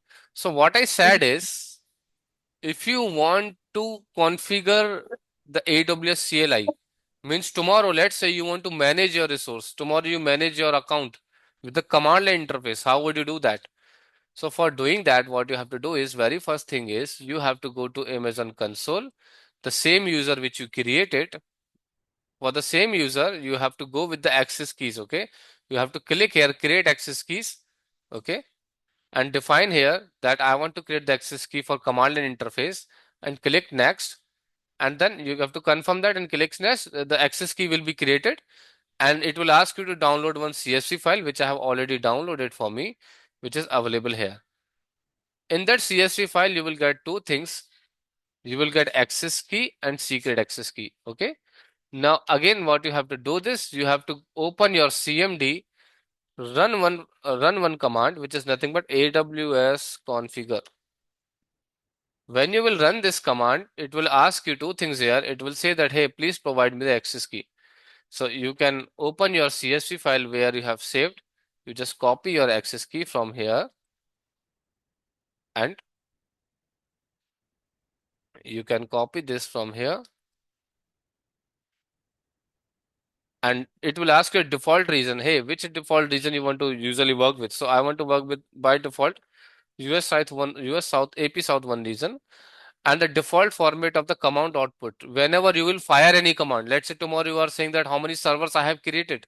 So we have a command for checking that one. Okay. So that output which will be generated from that command will be into the JSON format. Now everything is good. This is just we have So, configured. We so have not done anything. Yeah, please. can we change also that default output format like from JSON to Excel or for WordPad or See, something like? very first thing is that we don't have kind of a Excel format. We have table format, okay, and we Hmm. have a JSON format, and we have a list format. So you can choose between those. So Okay. if you write it here list, then the output will come as a list. If you write it here a table, then output will come as a table. You can change it, okay? So if you want to Okay. make the changes, if you want to make the changes on that, either you can fire again AWS configure command. Or what you can do is in your home directory where you have CMD working in your home directory, you have been you see that there will be .aws directory created. In that directory, you will have a two file. One file is a config file, another file is a credential file. So if you open the config file, okay, you can write it here table. Okay. So now what will happen? Our configuration has been changed. Either you do it by the command or either you do it by the opening this file. Got it? Where this directory will be created? In your home directory. In your home directory. Okay. All good now? Yes. Any other questions? Anybody else to understand this one? Okay, I think you have got it. So now we have just configured our AWS, configured our CLI to control our account from the command line interface. This is optional. If you want to control from the command, that's fine. If you don't want, there's no necessity of doing that. Okay. But now what I can do is, I can fire the AWS command. Let's say, okay, I have one question for you, for you people. Let's say, suppose I want to this one command called as AWS EC2 describe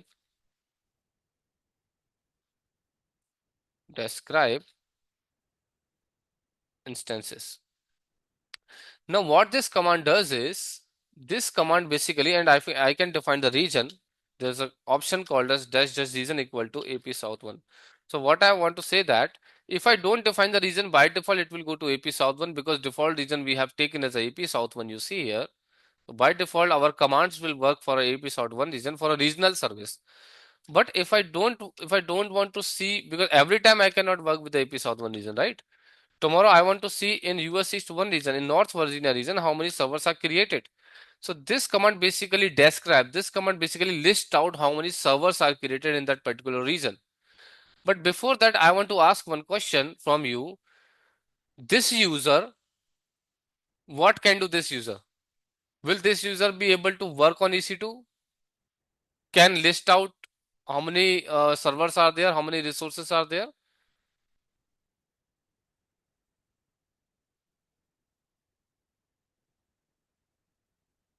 If I fire this command, will be responded by this user, because this user will be doing that, right? Any inputs? Yes, no, maybe, anything.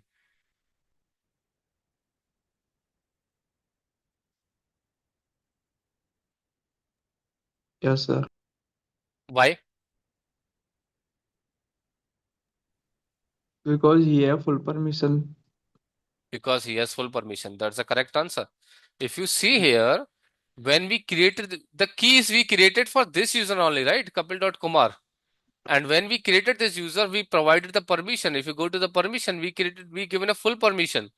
So it doesn't matter. Permission doesn't matter how you are accessing. Either you are accessing from the graphical, your console, or either you are accessing that user from your CLI. It doesn't matter. But if you have given a full permission, that will be same. If you have a permission only for EC2, that will be applicable to CLI and geographic graphical both. It doesn't matter that. So if I fire this command what does is what this command does is, this command basically describe, means list out the EC2 servers, how many servers I have.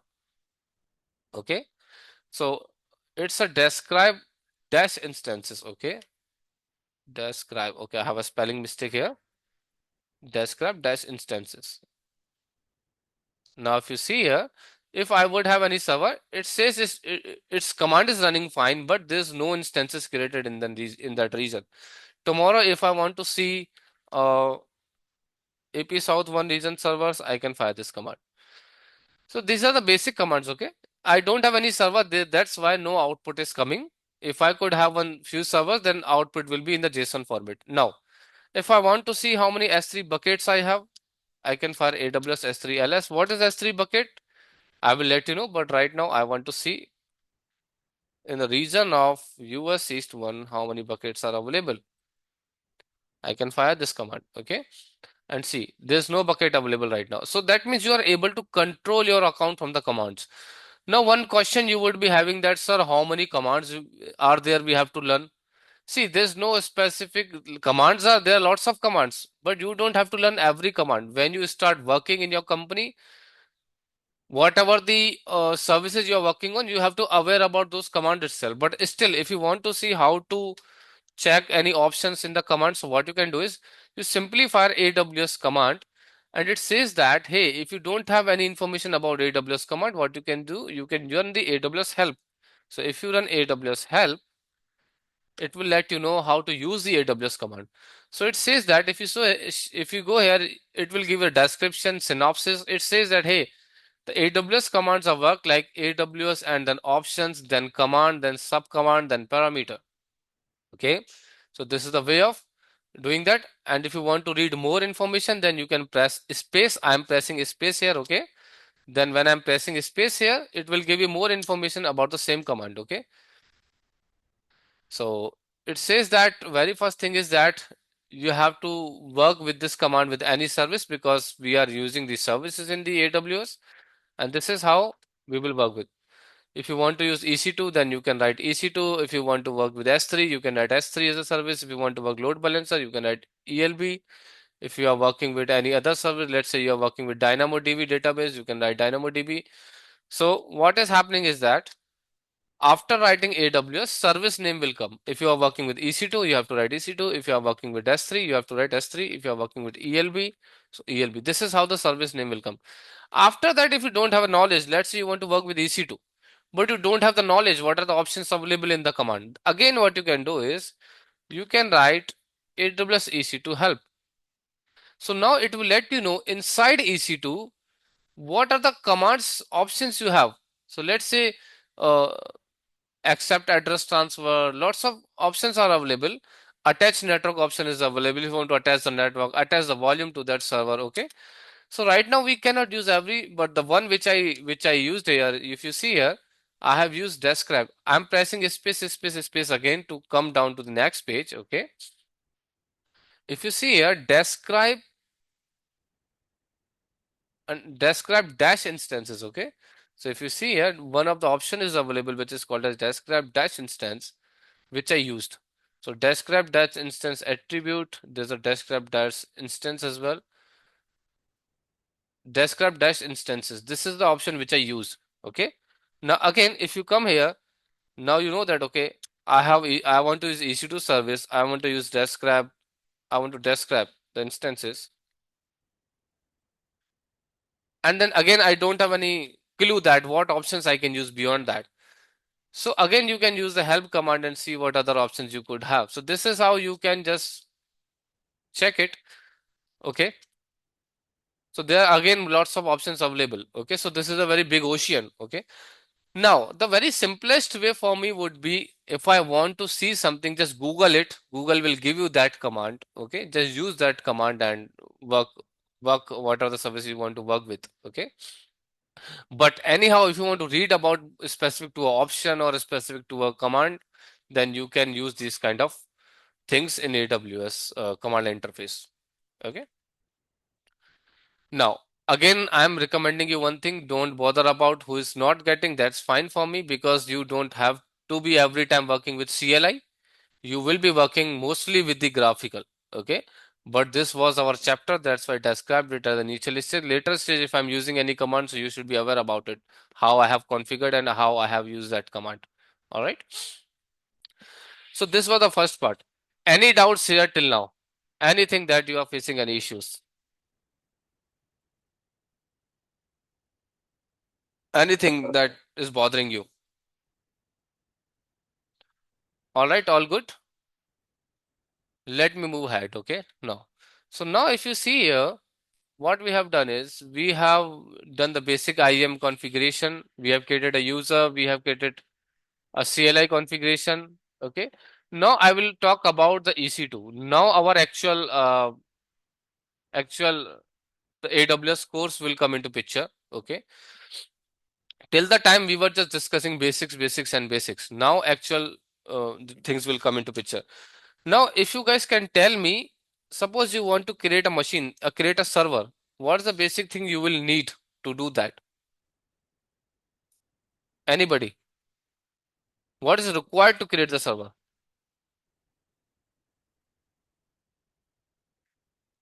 Or let's say suppose CPU, storage, memory. CPU storage memory. Okay, so somebody is saying that CPU storage memory. So if I go here and just give me a moment.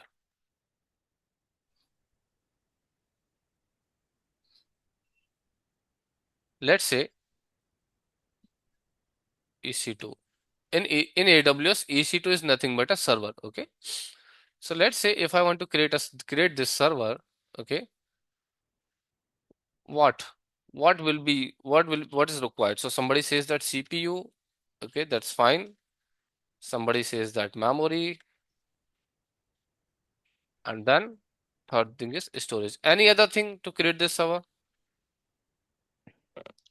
Sir, it can accept the higher traffic load and work for 24/7 without stopping. Um, yeah, that's fine. See, this is the duty of this server, but how you will create that? What are the things you will need? Okay. Right? You are Then, saying that okay, it can accept load yeah, traffic for 24/7. That is the duty of this server. that is motherboard processor. Yeah, that already we have decided CPU Yeah. that came into CPU. Okay. Any other thing that will be needed to create this server? Power supply, I think. Power supply is a basic thing, that's fine. Mm. Because without power supply, how you can even think of a server, right? I think we need some network related configuration like IP or some. Network related configuration. Okay, networking. I'm writing here networking part. All right. Anything else which will be needed? But moreover, networking will be applied to this server or a computer. But what actually is needed to create that? How you will install this server? NIC, I think. NIC again is a networking part, right? NIC. But how will you install this server? How you will install the Linux into it, Windows into this server? What you need? OS is Operating system. required. OS is itself an entity. OS we want to install into this server, right? But how you will install the OS into this server? Or let's say in your laptop, how do you install the OS? How you install the Windows in your laptop? Sir, I think we need an IS image to install a ISO image, DVD or yes. CD-ROM, whatever, right? Or pen drive, right? I'm writing PD here. So it can be anything by anyway, right? If you have a bootable pen drive, you can install it, right? What else?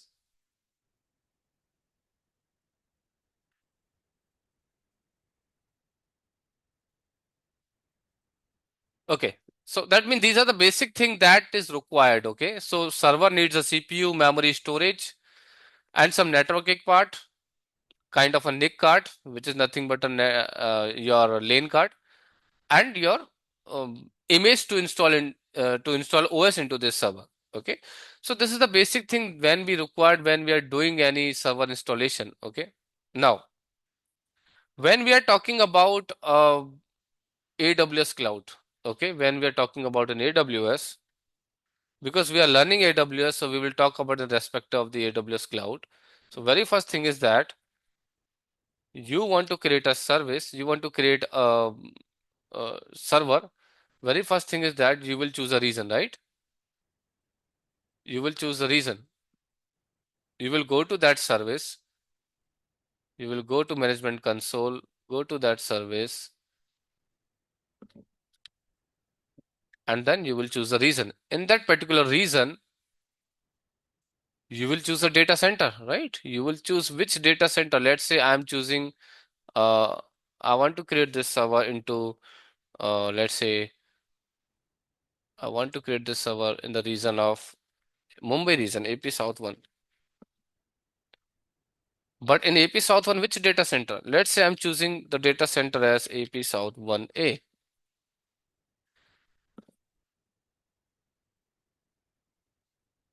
I'm writing like this. In the region, in a particular availability zone, let's say that availability zone is,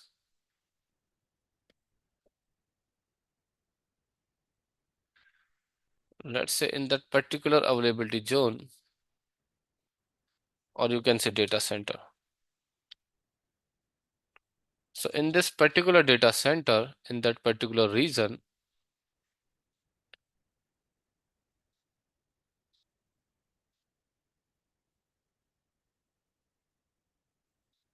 so my region name is AP South 1, and my data center is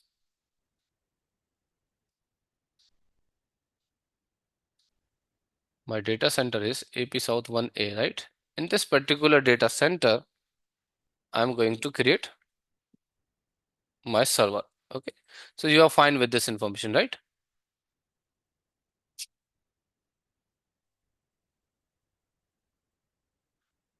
Just a moment. All right. So in this particular region, AP South 1 region, you want to create one server and the data center name is AP South 1A. Okay. This is your data center name. Okay. Now, when you want to create the information, when you want to create this server in this particular data center, what you need is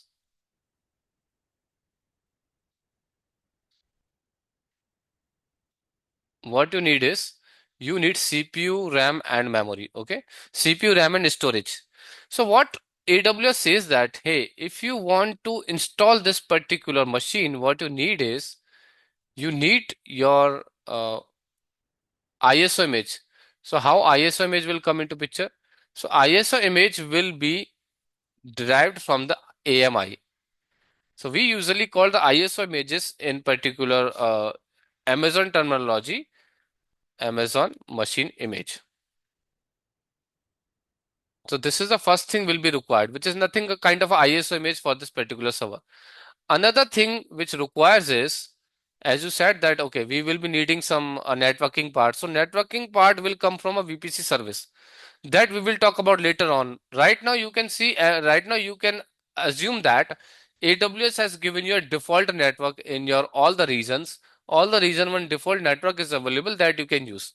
Okay, and that network is a VPC network that we will take on when you want to customize this network. We will talk about in VPC service. Now, but another basic thing requires is CPU, memory, and another thing is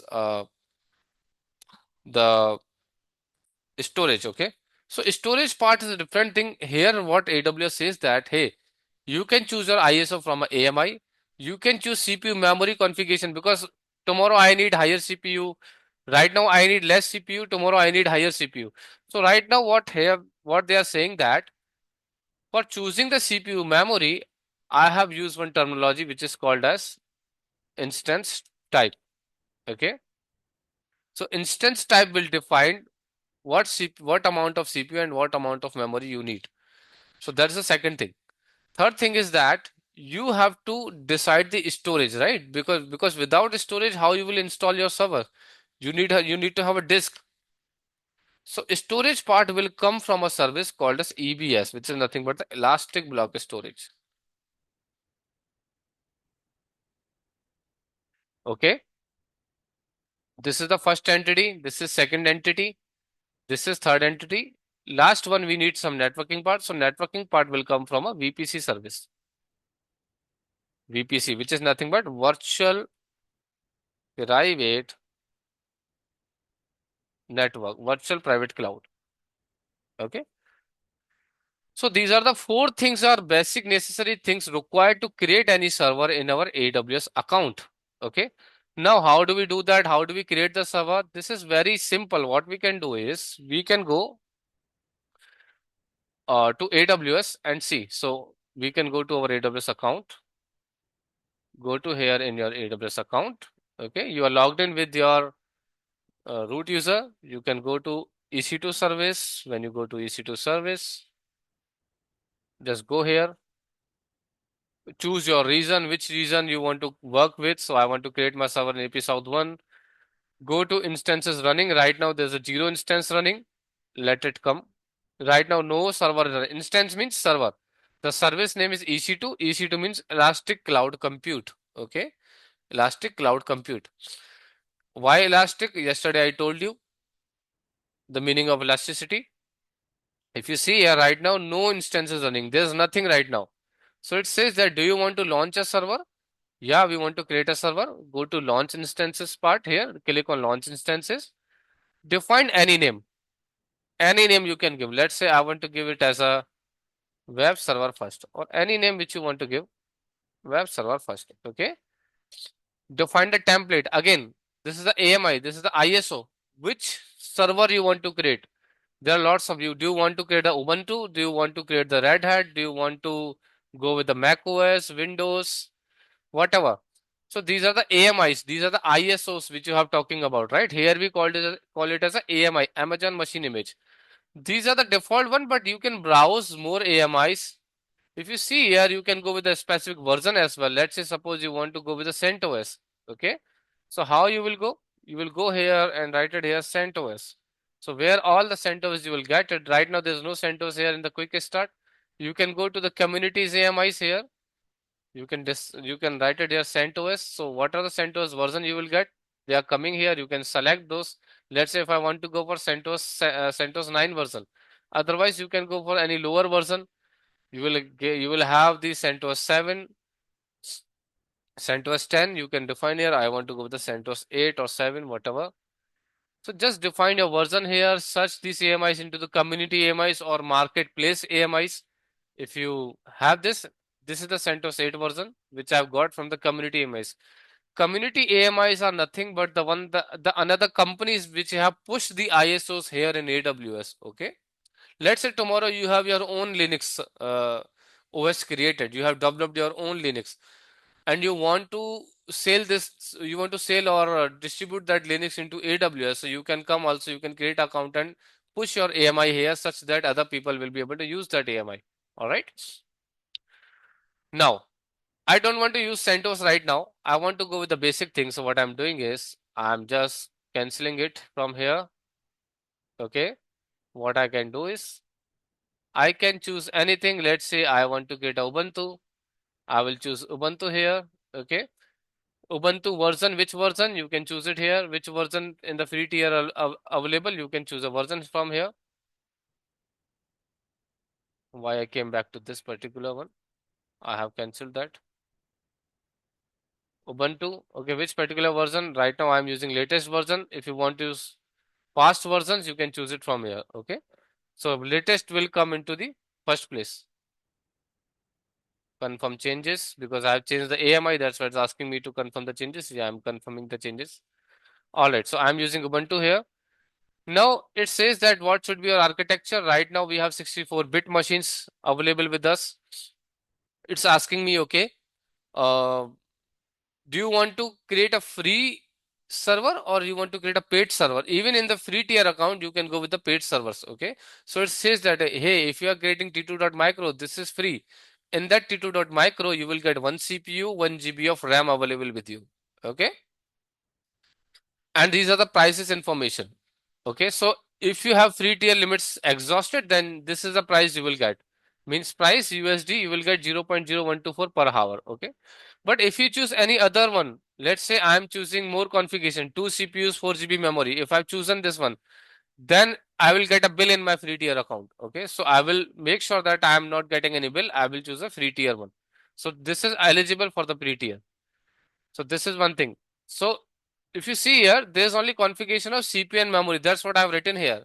That for defining the CPU memory, you have to choose the instance type. All right. Now I will choose a key pair.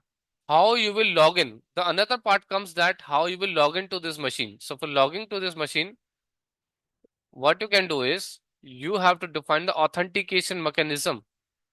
Tomorrow you created the server. How you will authenticate, how you will log into this server. So for that purpose, the by default mechanism to log in this server is a key pair. Okay. Now, how does this work? We will see later stage. But for now, what I'm doing is I don't have any existing key pair available with me. What I'll do is I'll create a new key pair. I'll give it any name. Let's say I'm saying that this key is specific to my web server keys. So I'm giving web server key. And there are lots of methods. So by default, whatever is coming, you can choose that. It says that if you are using putty. So right now, let me choose this one putty. I will let you know this. I will explain this part. But right now, what I'm choosing, you just be with that. So we will use a putty is a software which we'll use to log in our Linux machine. Okay. So I will use ppk and create key pair. So when I'll go for create key pair, I will get a file being downloaded in my download folder. If you see here, one file has been downloaded with the name of web server key.ppk. All right. Now here comes the networking part, because I told you that which data center you want to create the server, which data center. So we have not chosen that data center, right? What we can do is we can go to edit part. We can define here. It says that, hey, I am giving a default network from a VPC. So don't worry about that. When the networking part will come, we will understand this service in the full-fledged mode. But for right now, I'm going to go with the default mode, default networking, which I'm getting into my region. So default networking, I'm getting this particular IP sets. In that particular IP set, I will get a data center. If you see here, I'm getting 3 data centers. One is the AP South 1B. If you see here, AP South 1B, AP South 1C, AP South 1A. So which data center? If you don't have any preference, it will create your server in any data center. Okay. But if you give a reference preference here, let's say I want to say that, hey, I just want to go only with the AP South 1B. I want my server to be created in AP South 1B data center, and data center is nothing but the availability zone. That's what we have talked about. Now it says that there are two types of IPs you will get when you create a server. When you create any server, you will get a two types of IPs. One type of IP is a private IP, and another type of IP is a public IP. So if I see here, if I tell you here, then private IP will be accessible within the AWS. Means within the AWS only, you will be. Let's say there are two servers tomorrow. So if you want to log in from one server to another server or do the connection between two server, that will be we will be doing from the private IP. But let's say tomorrow one user is there, like you have created one server. There's a user. Let's say this is a user. This user want to access this particular. Just give me a moment. Authentication. This user want to access. This user want to access this particular server. Okay. This user want to access this particular server. So how it will be able to, how this user will be able to access this server?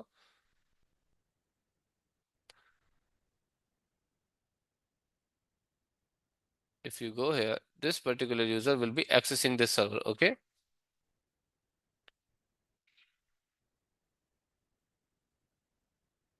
Just give me a moment.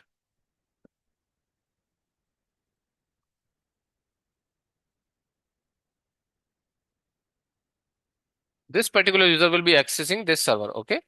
So how it will access? From a public IP, not a private IP, because between this user and this server, we have an internet. Okay. So we have an internet. So this internet will come into picture, and because we are accessing the AWS account from the internet, because of internet only we are able to access this account, right? And we are having one server. We want to log in into that server. How we will log in? From a public IP. You got it? So there are two types of IP available. One type of IP is a private IP. Another type of IP is a public IP. All right. So this is what it says. If you go to this particular console, what it says that, hey, do you need a public IP on your server? So that you have to decide. If you want to log in this server, then obviously you will need a public IP. So it says that, hey, auto assign public IP. Do you want me to automatically assign the public IP over to this server? If I disable it, then public IP won't be assigned to this server. Only private IP will be assigned. But if I say that, hey, I also want the public IP, then you can enable it. So any public IP will be assigned. Do you know the difference between private and public IP? Anybody knows what is a private and what is a public IP? Range of this one? No?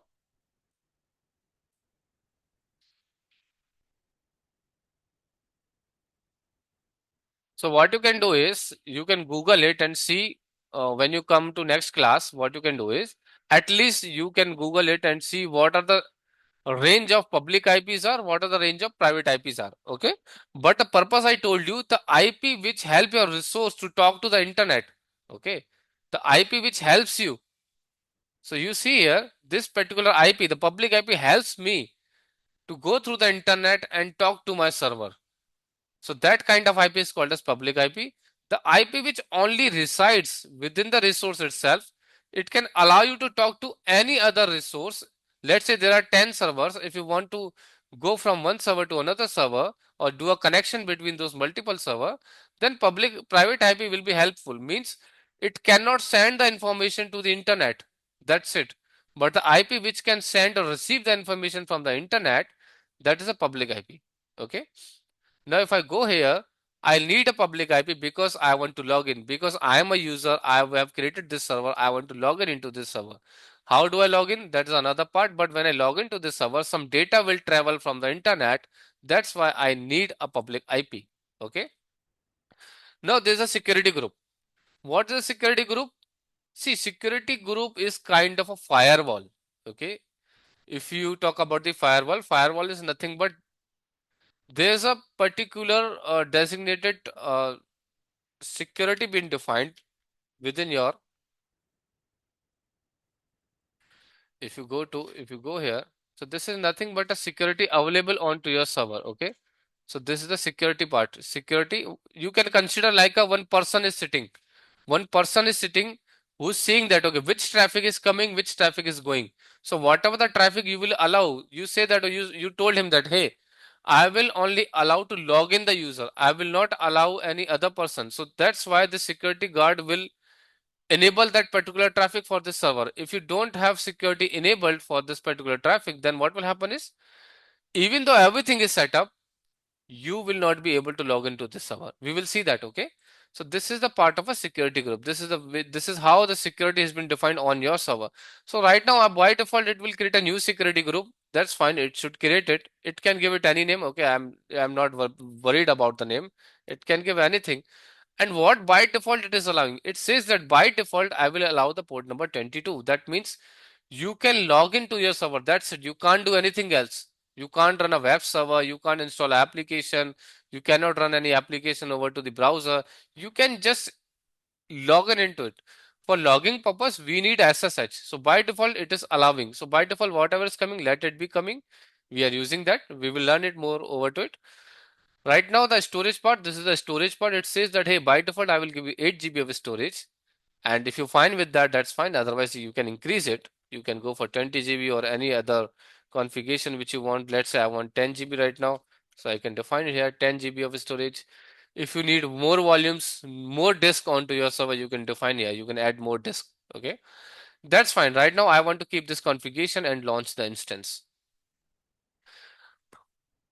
So if you see here, when we define the configuration within a fraction of seconds, it will create our server. Why failed? Launch initiation.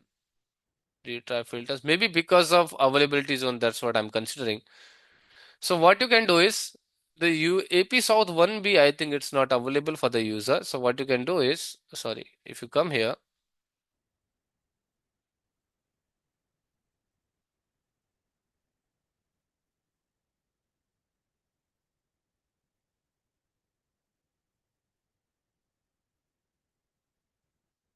you have to click on create security group. That's fine. Now you can come here because I know the reason why it's not creating. You can decide right now any other reason, or I can give no preference. Whichever the availability zone is free, it will create into that. Okay. Account cannot launch T2 instances with the unlimited enabled. Please contact AWS support. No issues. Let's choose the another availability zone, and then again the account cannot launch a T2 with unlimited enabled. Please don't. Okay, I think there's some problem with my account. I cannot log in into that. Okay, I cannot create the T2. Just a moment. You cannot launch a T2. I cannot launch the T2. Why? It's a free tier. Additional cost apply AMIs with pre-installed software. Did I choose? I have not chosen the basic AMI. Just give me a moment. Just give me a moment. Let me go ahead again. I think some issue with the AMI or something. Let me go to my service. Okay. Now again, I'm going to the instances. Again, I'm going to the launch instance. Right now, no instance is running. I can go to the launch instance. I am in AP South 1 region.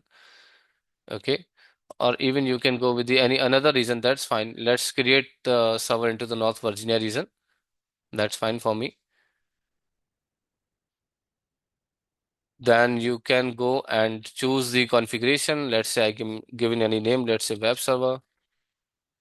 I'm choosing the any particular option is fine. Amazon Linux is fine for me. T2.micro is fine. It's a free tier available. Key pair we have already created. So let's see it just coming there or not. Or you can create another key pair. That's fine. Okay. In this region, we don't have any key pair. Let's get a key pair. Web server key pair. Okay. Keep the same configuration as recommended. Sorry, we get just give me a moment. Let me get another one.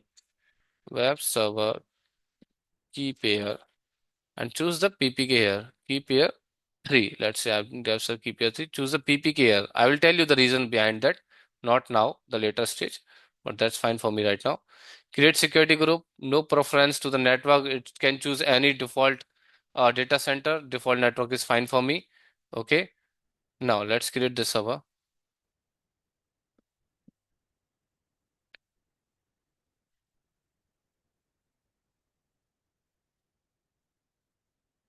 Okay, so this one is created fine. So now what I can do is I will again go to the instances part and I will be able to see that one of the server is being created. So you see here, one server is created and it is right now in the initializing stage. It is status check. I will let you know what is the status check. But for now, you see here, we have created our first server by using the configuration that we have chosen. And if you see here, we have got two types of IPs as well. If you see here, I have got public IP and another one I have got private IP. Okay, because IP selection was auto enabled for the public IP that we have, that the configuration we have chosen. If I have disabled it, then I would not have got the public IP. All right. So anybody has any doubt to create this one, or if you want me to redo it and explain you again, anything? Do you want me to explain it again for creation part?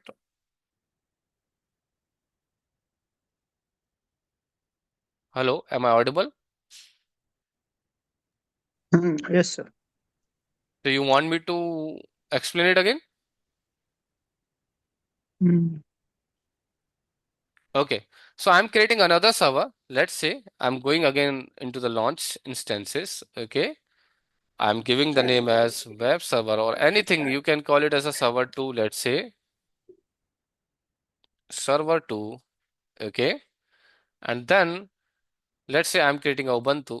For now, I don't want Amazon Linux for now. I want Ubuntu. I will use a free server t2.micro. Key pair, if you once you have created a key pair, you can use it. Not fine. Key pair is also a region specific. In a particular region, what are the key pair you created? I'm using the last one which we created. Or let's say for now, for explaining you, I can create a new key pair. That's fine. I can give the name as server 2 key pair. Server 2 key pair means I'm creating this key pair for a second server. Now here you have multiple methods available, so don't worry about this one.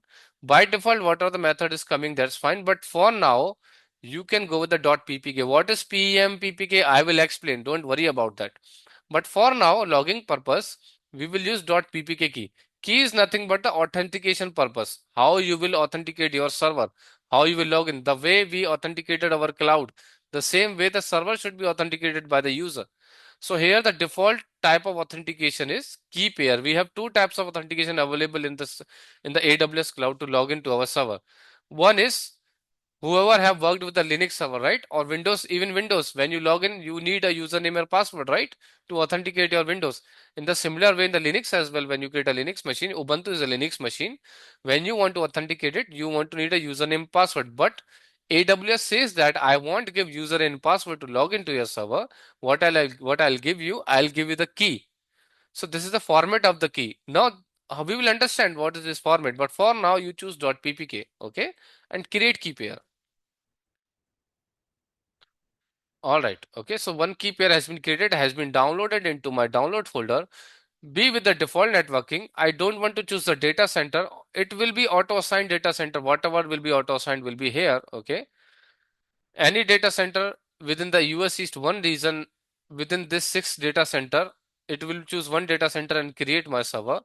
Auto assign public IP is enabled. That means I will get a public IP over to my server. If I'll add it and disable it, I will not get the public IP. I only will get the private IP to my server.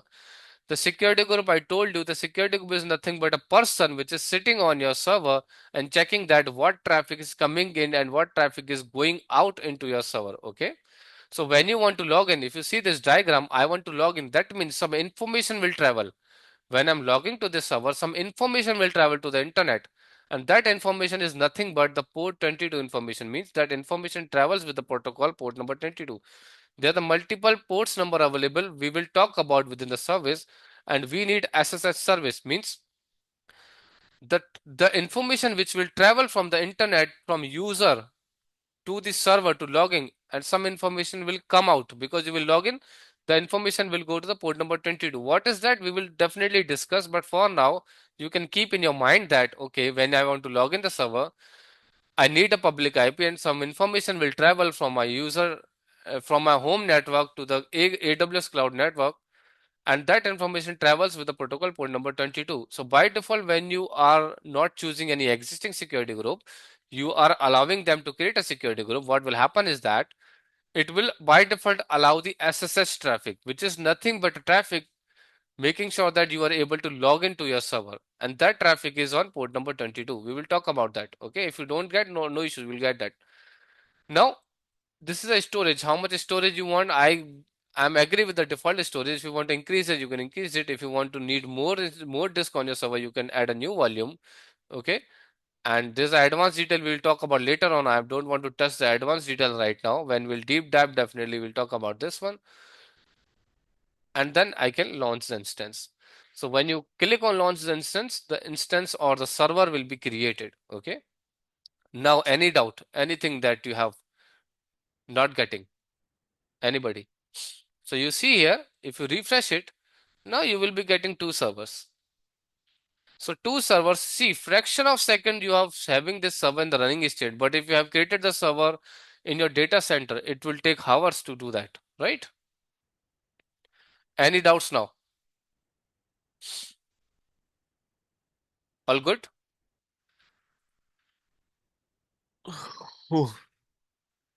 Any doubts to creating the server? No doubt, sir. No doubt. Okay. So now what I can do is the last part which I have left with, we should be able to log in this server. Okay. And for logging mechanism, the authentication is happening from the keys. We already download the keys, but we don't have the putty. So putty is one software by which we able to log in this server. So what you can do is you can go to the Google and write here downloads putty for Windows. Okay. So putty is kind of a software which will be installed on your Windows machine, means on your laptop, and will help you to log in the Linux server. Okay, it is only required for the Linux server. It don't require the Windows server. If you would have chosen the Windows AMI, if you have created a Windows server, then you don't need this. But if you have created a Linux server, then you need this. But this is also optional. At the later part, I will explain you that even without the putty, you can log in it. Okay, so as a technical language, this is called as a SSH client software. SSH client. So you can go here to this website and you choose that, okay, I want to download the putty for my 64-bit Windows. You can go here and do the MSI file will be downloaded. Okay. Download the verified information. That's fine for me. And once this file has been downloaded, again, you can go for next and install it. The putty software will be installed to your machine. Now, what will happen is that when putty software is installed, when you go to your applications, Windows application, you search here putty. So you will see that the putty has been installed. Okay. So when you install the putty, just give me a moment. So when you install the putty, you will see here and you will click on it. Okay. When you click on it, you have to write here your IP address. So one window will appear here. You will have to write your IP address. This will happen once your putty is installed. For me, putty is already installed. That's why I'm not reinstalling it. Okay. But in your case, when you will work in your home, you will download this file. How to download? I already told you. You see the recording. You click on it. Next, install it. When you install it, you will come here. You will find the putty here. And then you can open it. When you open it, what will happen is that one window will appear here. And in that window, it says that, hey, either give me the IP address or the host name. Now tell me which IP address you will insert here. Public IP or private IP? Public IP. Public IP, because the public IP is the one which will take your information and travel over to the internet and come to this server. Okay. This is what I have mentioned in the diagram. The public IP will go, and public IP only the one which can talk to the internet. That's why I will use a public IP. So I'll go here, copy my public IP. I will go here, put it here. Now, next thing is that this is not a sufficient to log in, because you have to define the authentication as well, how you want to log in. So for that, there's a one plus sign. Okay, I can expand this one in the SSH. When I will expand, I will go to the host key. You see it, key is there, okay? Or sorry, when you expand this dot SSH, what will happen is you will get an authentication part as well. So you see a auth is there, right? When you click on when you expand this one auth, you will see the credential part of it. Okay, when you click on credential on this window, you see that either you can give a private file or certificate. So for logging purpose, right now AWS has given us the key to login. So what we can do is we can browse the keys.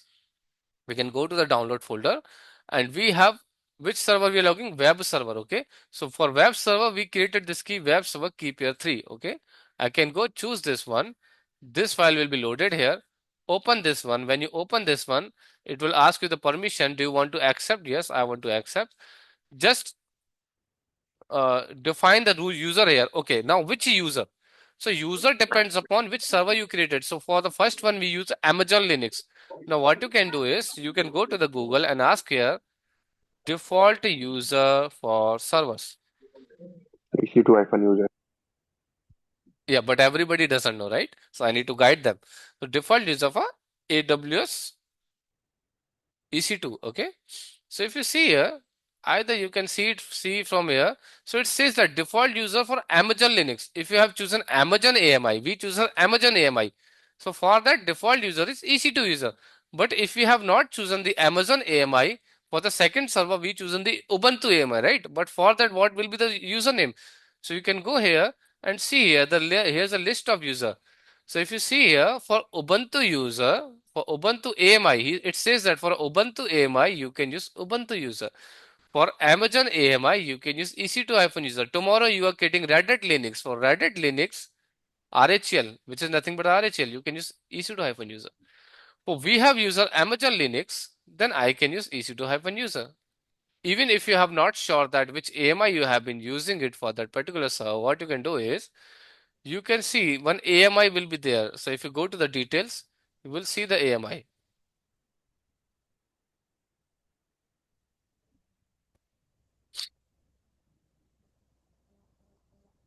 Storage, networking part, the basic detail, you will see the AMI. Just give me a moment. I can see that for you, not an issue. ARN, launch time, template key, every information will come up here. The AMI will also come up here. The AMI location. So you see here, this is the AMI information which says that Amazon AMI means something. You can go and check out the ID there, but this is Amazon AMI. Okay. So my connection is being lost. What I can do is I can restart the session. Now I will use EC2-user because I have an Amazon AMI being used for that particular user. And now see here, it has authenticated our keys. I don't have to give any password because default authentication is a key-based authentication, and I am successfully able to log into my Linux machine. Any doubts here? Anything? If anybody want to understand one more time, I can explain it. All good? Yes, sir. All right. So if everything is good, then what I can do is I can close this session for today. Okay. So by the next week, when you will come into the class, what you can do is you can redo this recording, see this recording, and create the servers. Okay. And then if you need anything, any help, then we have one. I can set up one session as Sham already said. Okay. And then I can help you in that. But the meanwhile, just see this recording and just create the servers. And if anything you feels that it's not working for you, then let me know. I can help you in that. Meanwhile, I will close this session and share the recording with all you people. All right. Any doubts? Anything is left, then let me know. Otherwise, I can close this session for today. No, sir. All good? Yes. Yes, sir. Hi, All Kapil. good. Yeah. Hi, Sham. Actually, this is for the students. Please get your login credentials for the LMS. I have uploaded the recording for yesterday's session. So you can get in touch with HR management team. They will help you to get your credentials. Okay, that's from my side, Kapil. Thank you. Okay. Uh, Sir, excuse me, sir, that I can't log into my account because for the MFA authentication is required. And how can it be possible? Can you get me? For AWS account, right? Yes, sir. Okay, And I'll I get had also sent the snapshot to Sam, sir. snapshot to. Sam, sir. Okay, Sham. you send the snapshot to Sham sir. Okay. So Yes, no yes. issues. What I can do is I will, as I said, I will set up a meeting with all you people. Okay. So I will take that snapshot from the Sham and then I will resolve that your issue. Don't worry about that. Okay. Okay, It's a very okay. small issue, MF issue, not an issue. Okay. Samazri, please ping me again, okay? Okay, sir. Thank you. Any other doubts anybody has? We are good to close. Yes, sir. Okay. Sir, I have a doubt actually. Okay. Tell me. Can we create multiple instances using a single key pair? Yeah, you can create. Okay. I will take that one as well by the next week because right now we don't have sufficient time to deep dive into the EC2. So next time when we will deep diving into the EC2 service, then I will explain you that how you will do that, but you can create it. Okay. Sir, Thank you, can sir. we launch? Sir, Yeah, can we launch the instance in one time in multiple data centers? yeah, yes, we can do that. Okay, sir. Okay. So whatever you are thinking, everything is possible in cloud. That's why we are going to the cloud, right? We need very fast work. You can launch thousands of instances at a one time in multiple data center. Any other question?